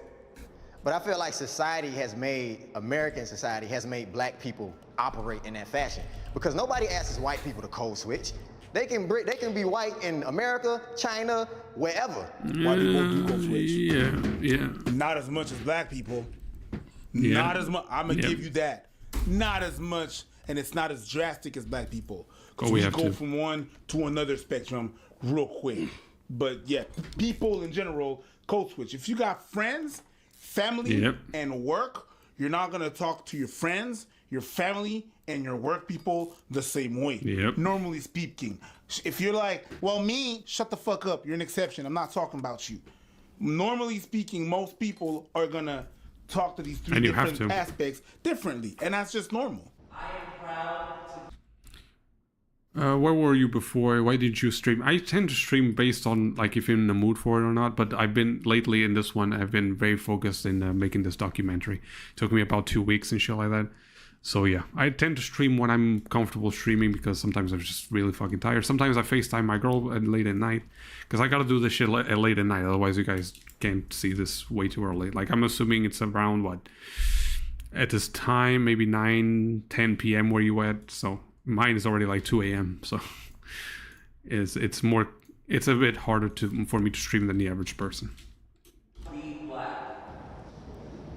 3, 2, 1.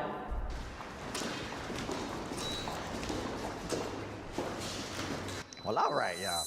That's what I'm talking about. Hand clap for y'all. Yeah. I'm glad that we all strongly agree. Yeah. Yeah, I love that, you know, we can have these discussions and like still go home knowing that we're family, and I love. All right, that was trash. Okay. I just want to say, this is season 1, episode 1. I was not aware until I looked at the description, and so I'm going to give them a pass because it's their first time doing it, and I just think they missed the mark completely. I think they missed the mark so badly, though, that it almost made me, like, how did you think those were good questions? But again, it's their first try. They started to fry with fried chicken. Hey. Hopefully someone told you about that this was nonsense and how nonsense it was. And you saw a reaction. We're not the only one. Michael Jackson, I'm here with you. No. But again, it's the first episode, and of their recent videos, I've enjoyed quite a lot of them. So they've probably made a lot of strides. Yeah, let's put that in the balance. We just leave it at that. I don't know why they're new. But holy, that was terrible. Compared to the other spectrums, that was... Do you know about Homelander milk? Unfortunately, even without watching the fucking show, I unfortunately know about that shit. Don't know the context. Don't think I want to know. Right? But I do unfortunately know. At least it became kind of a meme. I don't know what the hell is happening with that show, man. But yes, I do know. Let me just focus a little bit on this one. Yeah, I need to paint this motherfucker. Yeah, there you go. Beautiful. What does woke mean? Does Rockstar follow woke culture? Will GTA 6 have woke culture? They're going to be more sensitive, I suppose. I don't think they're going to go the full way being woke, but they're definitely... I think someone has already admitted in their studios that, like, for example, the whole transgender jokes and shit like that, like, they've been cutting down on that stuff. They want to sell the game, you know what I mean? So at the end of the day, understandable why they're doing that shit, but I do feel like one thing that made GTA so great was that it was always edgy. Not really about being hateful, but you know, you had a Vice City at some point, like, had the Asians hating Vice City and telling them to remove a mission, which they ended up having to do because it was too much. It was about Asian hate, even though it was literally just the lore of the game. So I don't know, man. Rockstar needs some balls, true, but it's not the end of the world when it comes to that shit. Let me just select another video, and then trash. Ooh, this one is about me. I ain't really tripping as long. GTA was never edgy. It wasn't the edgiest of games, I will be honest about that shit. But, you know, you had really good jokes and certain things that would always be on the borderline. Like, for example, they never attacked specifically the transgender, the gays, and all that kind of stuff. But remember in GTA 4 Bernie, the whole thing, like, the F word is bombed everywhere. Like, I don't mean the fuck word, right? The F bomb that I can't say on YouTube. It's bombed everywhere. There's a lot of jokes about Bernie, which was Florian, and a lot of shit like that. They were a little bit, at least a little bit edgy, to a healthy level. I ain't really tripping as long as these racks ain't slipping. You know what I'm saying? Oof. I'm gonna lose some brain cells with this one.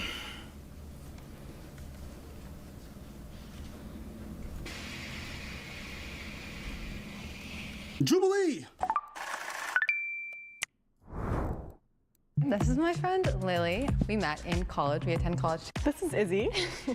And the fun fact that came to my mind was that she wore a duct tape dress to Improv Nationals, which I think is pretty cool because she made it herself. At the end of the day, we're both pretty open to most people, and like what matters is a level of empathy and the ability to listen. I think that's something that like holds true for us. I don't know. If I'm talking to a girl, one of the first few words that comes out of her mouth is empathy, I get like instantly soft. It's just like whenever she has in her profile her pronouns. Yeah.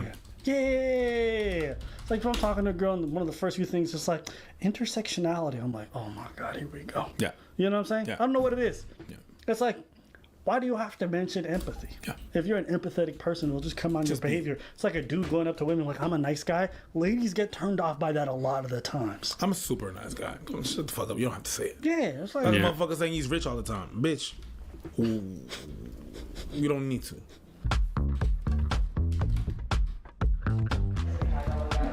Hi, guys. Jesus Christ. My hands are clammy, but like in a cute way. Yeah. There's nothing. Let me just tell you guys, there's nothing cute about clammy hands. I had this one girl who just sweat through her palms, like the way niggas sweat at a basketball court. You dig what I'm saying? Yeah. Drip, drip, drip. Yeah. Like when her hands would slap me, I'm like, damn, that was wet. Why would you slap me with a wet hand? If you guys enjoyed today's video, leave a like and a comment. Because imagine you just go to grab someone's hand and it's just moist. Yeah, gross, man. There's like even a little bit of suction when you let go. It's just clam. Yeah. So to all the people out there with clammy hands, I know it only happens when you start to get nervous most of the time. And so if you're feeling targeted by this, I am targeting you. And hopefully you're just sitting on your phone, be like, oh my God. Probably drop their phone on their hand because they hate clam. Go. On an ideal first date, it'll probably be like a beach day, you know, have like a little picnic. On the way here, we noticed that there was an Outback. Yeah. The steakhouse? Yeah, the steakhouse. The steakhouse. So yeah, mostly GTA is going to be edgy because of the ads and stuff like that. Yeah, that's true. I mean, Trevor is the most liberal guy ever. People just overlook it because he's angry. Yeah, he is the most part like quite respectful. He kind of has a lot of character flaws in that, plot holes in that, character holes in that one.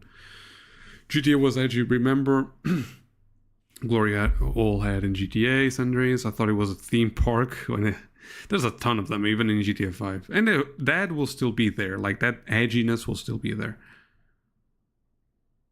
Yeah, I think when people talk about edgy or anti-woke or some shit like that, it has to attack groups, like, specifically.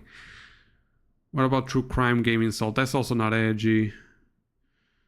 The ghettos, a strip club, gangbanger stealing. That's more, like, graphic rather than edgy. Edgy is, like, something in the sense of, like, talking about death, you know, sexual assault, shit like that, typically. Like, GTA 4 was very heavy in that shit, but it wasn't really in the sense of being anti-woke. It just had a lot of dark themes on that. Well, I'm vegetarian and she's vegan. Oh, well, then this might not work out. My guy, walk out. Then no. Walk out. No. I could have seen these two girls being vegan and vegetarian. Yeah. I could have bet on Surprise. We can work with it. We were thinking that we would check in first on Yelp, get that free blooming onions Right. for the table, and then maybe ask for some vegan options, I guess. I thought he was gonna go for ask for head. That's what I would. You're not asking the important questions, man. So Rockstar, GTA 6 trailer was already the edgiest trailer yet. There are so many racial stereotypes. Yeah, but there's racial stereotypes they have always got. And one I think of wokeness or anti-wokeness specifically. It has to be something like some transgender jokes and shit like that. So we'll see. But the set like the stereotypes is just because it's Miami. Miami itself is a whole stereotype. But it wasn't something completely edgy out there. But it's the edgiest trailer so far, yes, absolutely. Rockstar made a female thick protagonist in GTA 6, so does it mean Rockstar turned woke? No. I mean, if they really wanted to go woke, they would have made her not attractive at all. I think they kind of gave us a freebie in this one because, you know, sure, we're going to have a woman, but she's going to be attractive. And I think everyone is fucking with that shit because we want attractive characters, even if they're guys and shit like that. We don't want some fucking old-ass guy in the 50s, like, fat as shit. Unless it's Tony Soprano, I don't want any of that, right? So with, you know, thick Lucy and shit like that, that's a good move. Because you're not really going for the wokeness. Or if you are, you're not really making it seem, like, forceful. Like, having her have blue hair and shit like that, yeah. The N-words, you're never going to see them in a trailer. I can guarantee you almost that you're not going to see the N-word in any of the GTA trailers before. And I think that's something you're not going to see. I like the planning, though. Yeah, I think that was not a good thing. Yeah, but they said in a less bitchy tone because they're empathetic and defiant, right? So they're going to reject you, but they're not going to let you see it coming. They're not going to be that harsh to minority, right? But because if it was a white man. Who doesn't love being blindsided? It's much better when you just say kind things, get people's hopes up, and then dash it away at the last second. Love that. It could be fun if we went to a show. We're both musicians, so you could come to our show. What music do you play? We say cyber. Very cyber. Did they say cyber? Cyber. Cyber wave. No fucking clue, bro. And I'm not. You know what I'm not gonna. I wish I didn't know that. I think it's cyber wave. If it's kind of like cyberpunk, that's fine. But I think it's such a trash fucking genre. Because I think it mixes a lot with dubstep, if I'm not mistaken. Oof. Oof, indeed, man. GTA San Andreas was stereotypical as fuck, yes, absolutely. They show the worst sides or black people's lives, but it's most the favorite game out of the series. Yeah, absolutely. They tackle the real shit. Like, the game literally has something that I don't know if a lot of players know this, but it really tackled something that actually happened, like the 1992 riots that were racially fueled. So yeah, like that's by far the one that has been the most, the one that got close to addressing those woke issues, I suppose. But it wasn't anti-woke per se. But it still had some like homophobia and shit like that in that sense. But again, you're representing a world about crime. Like, you're supposed to kind of be visceral about it. Want to do? Look it up. Carry on. But I will. I'm feeling unstable, but I can never change though. Life's been getting painful. That's cyber? That's not what I was thinking at all. It's kind of like mumble rap, but a little bit better. Can you imagine those cyber guys were like, "You want to bang to my music?" I just hear like the sounds of robots just be like, "We love the future. The future isn't female, it's machines." Like you just imagine you trying to bang to that. For our first date, we would take you to either a concert, if you're feeling up to it, a music festival, and we would just dance the night away. Yeah, and maybe after we could go to like a karaoke bar. We could dance the night away. I'm just gonna dance like this.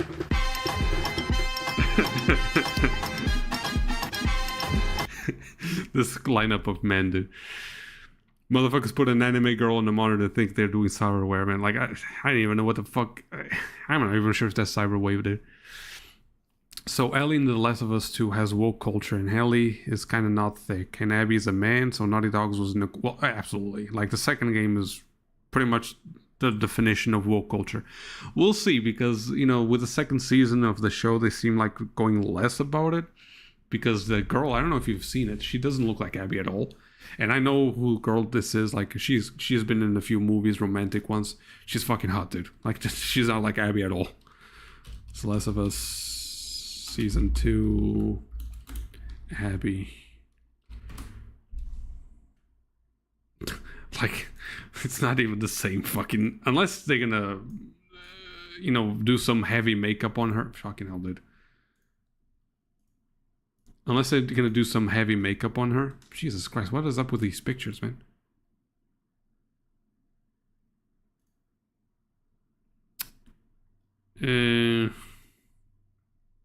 It's the best cast so far, man. I guess you can kind of see in this one here. Right? See, like, yeah, they're going less woke with this because this is like, okay, I like this much better. And I know the fucking actress name, man. She's been in a few movies, like those rom-coms and shit like that you can typically watch. She's in them. What's her name, man? Caitlin Dever, right? It's first result and shit. Yeah, no, this is definitely a lot better than the fucking game. I'm just gonna be honest. Yeah, this is a lot better. I fuck with this, right? So let's see. Maybe this is hopeful. Maybe they'll do a heavy amount of fucking makeup and what is it called, wardrobe shit that's gonna kind of remove it. But yeah, she kind of looks like Ellie. Yeah, that's like she's a better Ellie than actual Bella Ramsey, but whatever. Yeah, I don't think if she's gonna. I think they're gonna change Abby a little bit to not be that roided up, because that's so unrealistic to have someone roided up with big ass muscles in the middle of the apocalypse. Dude. Like, I understand they had a gym because they were in the stadium and all that kind of stuff, but that was so weird. I did not like that at all. Like, her character is so flawed. Yeah, she is hot. Absolutely not masculine at all. But we'll see what they do to her, because, you know, they can change a lot with makeup and shit. It's said that the game got caught on a woke and Joel debate. The Last of Us 2 is a technical masterpiece still. Absolutely, 100%. The rope physics in that fucking game is unbelievable. Just the ability of the character, like the character being on the edge of the things she would balance depending on how you push her off. Yeah, there's a lot like that. Like, the game was really good in that sense, but the story was broken beyond repair in terms of story. Just terrible. What about her abs? We'll see about that. Well, the only game that could beat Red Dead Redemption 2, but the story's shit. Yeah. Red Dead Redemption, like, for that you have The Last of Us 1. It was really good. Really, really good. She looks like, yeah, I read that shit. Nah, Abby needs justice. Yeah, I mean, Abby could have been a good character if they made a few changes. Like, killing Joel so early on, and then, like, oh, you gotta like her Abby now because technically Joel killed her father. Like, I couldn't give two fucks. It didn't give me enough time to connect with her. Like, this is not gonna cause any kind of emotional impact on me. They killed him just too early. Like, Joel should have died either way, sure. But in the first, 20 minutes of the game? Like, fucking, come on. I'm not mad at it. Maybe man. not. Maybe not. When guys come with some Hallmark energy, I can't hate. everybody that says dance the Yeah, it's really impossible to have this story of Boyd in the middle of the apocalypse. I mean, what Naughty Dog was thinking when they made her design. It was very unrealistic. And again, I understand the perspective they try to go with. Like, they try to make her like, oh, you have to understand that even the NPCs that you kill could be the father of someone. Like, okay, I understand that shit, but why the fuck? Why the fuck does she look the way that she looks? And why does it have to be so early? And why does she have to be fucking detestable? Like, there's nothing to really like about her. That you can't force a connection like that just because you... Oh, there, we pulled something that you never expected. Like, to call serendipity, to call something that I never thought I would enjoy, you need to do better than that. They try to force it, basically.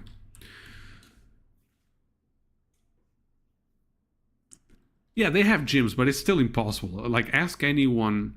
You need, like, especially for a woman to have a body like that, you need a little bit of steroids. That's it.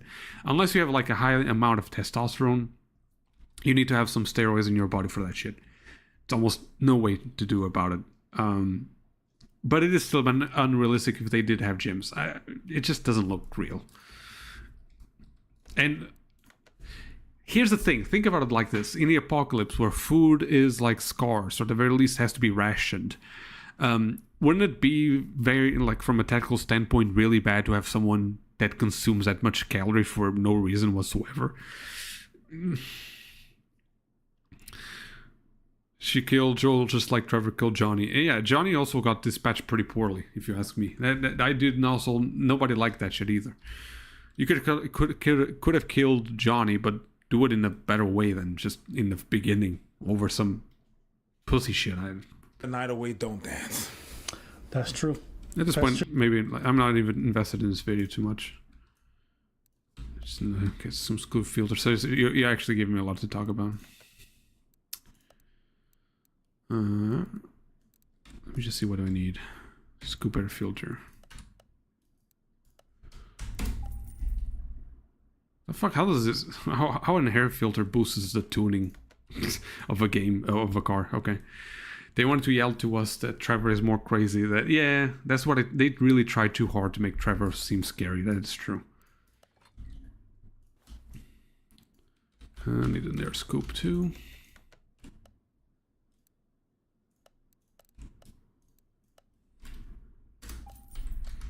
Should I paint the air scoop? Yeah. Oh, yeah, it's outside the body, right? Oh. I already know what I'm going to do. It is a V8, so this is going to be fucking mean looking. If I do, like, golden. Not golden, but copper. Yeah. I love copper fucking elements, dude. In Red Dead Redemption 2, every time I would paint my weapons, I always did... not copper, sorry. Brass. Fucking love brass. And brass in this car is gonna look good. Probably would be unrealistic, but let me see. It looks like gold, doesn't it? We'll see. I might have to repaint that shit to black, but we'll see. 2 new carburetors. This is a nice engine, dude. Look at that shit, man. Pretty much almost full on brand new. Fix a few parts that I could.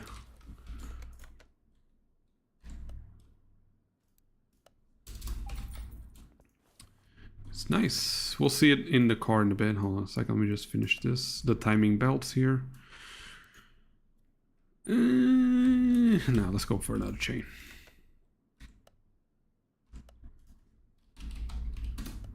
Fuck me. Let me just focus on this one. I'm sorry, boys.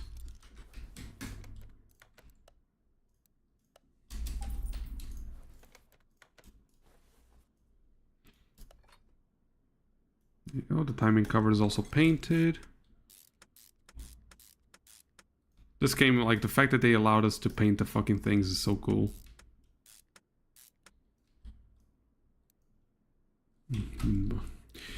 Johnny should have died, just like Arthur sacrificing High Honor. That's not really style for Johnny, to be honest, man. Like, Johnny's not really about that. He was never like a wholesome character in that sense. But he did deserve better. Like, that will always be true. Let me just focus on finishing this engine here. 200 for a fucking crankshaft pulley. God damn.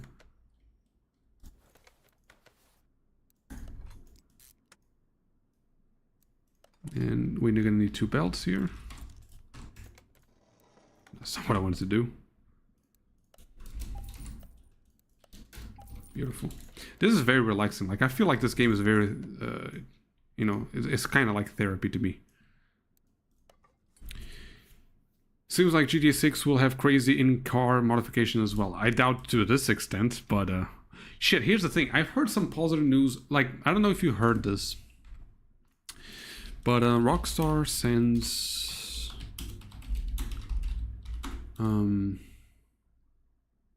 feedback survey. They sent a survey, and you actually can make like $500,000 in GTA Online dollars. But this seems pretty big. They don't do this frequently. Like, they sometimes have some feedback campaigns, but this is huge, right? So they asked GTA Online fans to submit feedback. Now, why would you do such a massive survey campaign? So basically, you can get paid $500, right? So anyone that completes it will earn $500,000 in-game cash. So such a big campaign for feedback. It seems like this is going to be for GTA Online 2. Right, it's for GTA Online in GTA 6. I'm very excited about this. Now, from what I've seen in some reports, it seems like the team from 5M, the 5M team that has been bought by Rockstar, I think they're going to be working in tandem with Rockstar North to really give us a GTA Online that is more like 5M than anything else.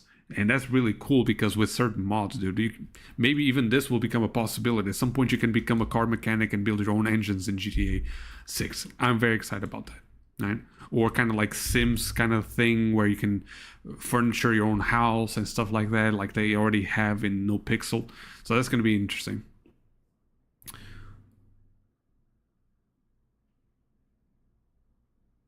GTA 5 got too boring too fast. In my opinion, GTA Online really made it worse, but yeah. Well, talking about Homelander, when Firecracker threw milk to Homelander's mouth, I thought Homelander was gonna go wild to Firecracker, like in a Hub video. But instead he drank the milk like a baby. Yeah, I'm completely outside of the loop on that one, but I saw that fucking scene for some reason. Yeah, so this is I don't know, they send you to an email, so I'm not sure if you have to be submitted, registered, but they should send to you, right? So they are focusing a lot, for example, on the latest update, which was obviously bullshit. It was terrible. So what has been the experience with each of these new features, activities that were added to GTA Online? And they seem like they're probing a lot of this thing. I should make a video about this, a little quick video before Thursday, where they seem to be probing this shit. Like, how do you like the cops kind of thing of going after criminals? You know what I mean? So that in GTA Online you can have role playing and some shit like that. So we'll see, man. So look at this. What has prevented you from signing up for a GTA 5 Plus membership? Like, come on. But yeah, it's mostly about maybe it's meaningless, you know, but to be focusing so much on GTA Online survey so late, it's so suspicious to me, you know what I mean? But yeah. We'll see about that. Did I not buy the fucking serpent repel here? What? Oh, that's another one.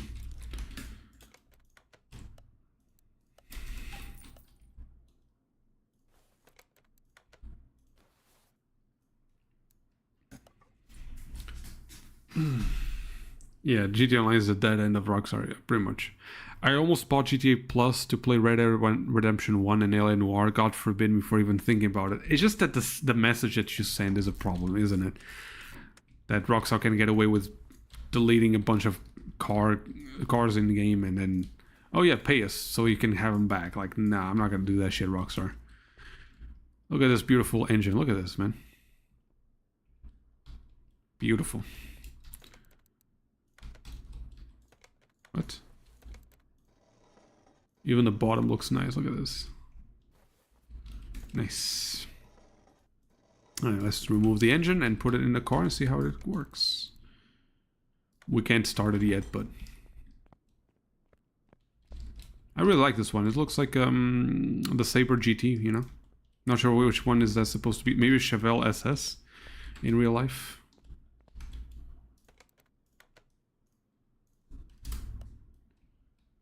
Look at this shit, man.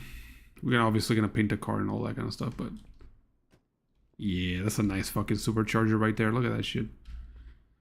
Beautiful. Don't need you anymore.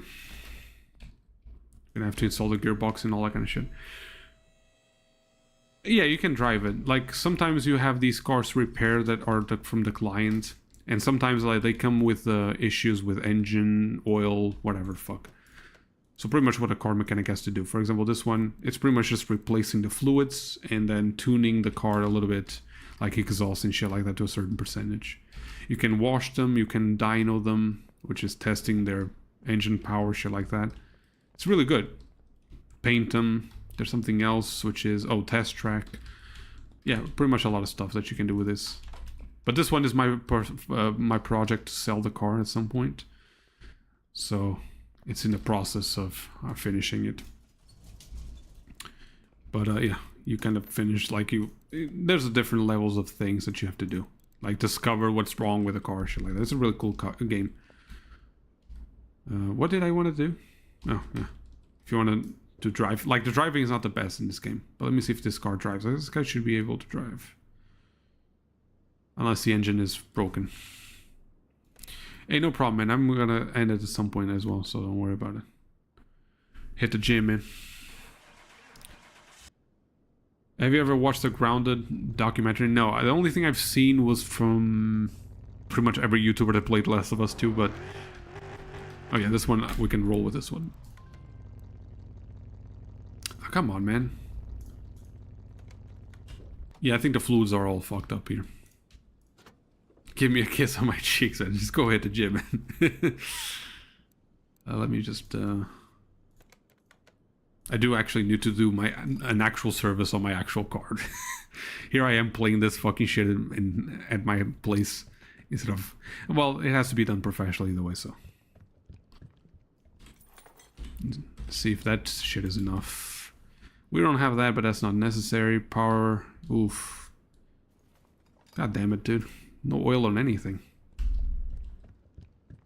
Don't drop the soap. Yeah, there you go. Hey, thank you for joining, man. A little bit for the coolant. Hey, you have to, man. I'm gonna go to bed at some point either way, so... My voice at some point becomes the sleepy kind, you know what I mean? I think... That's all the fluids. Don't tell me that I need a windshield fucking fluid to drive the car, man. I don't think so. So you have a racetrack, test track, shit like that, and it allows you to see what's wrong with the car sometime. Listen, I'll try to do a community post, okay? I'll post a community post. I think it's an easier way, and on Discord. I have to use Discord, so join Discord if you haven't yet. At the very least for the notifications of Sharna's stream, and I'll do a community post at the very least, man. I have to. But I can't give you an actual day. Because I don't know. See, like, this car is slipping on the back end. Oof. So that means brake issues most likely, and suspension issues. Eesh.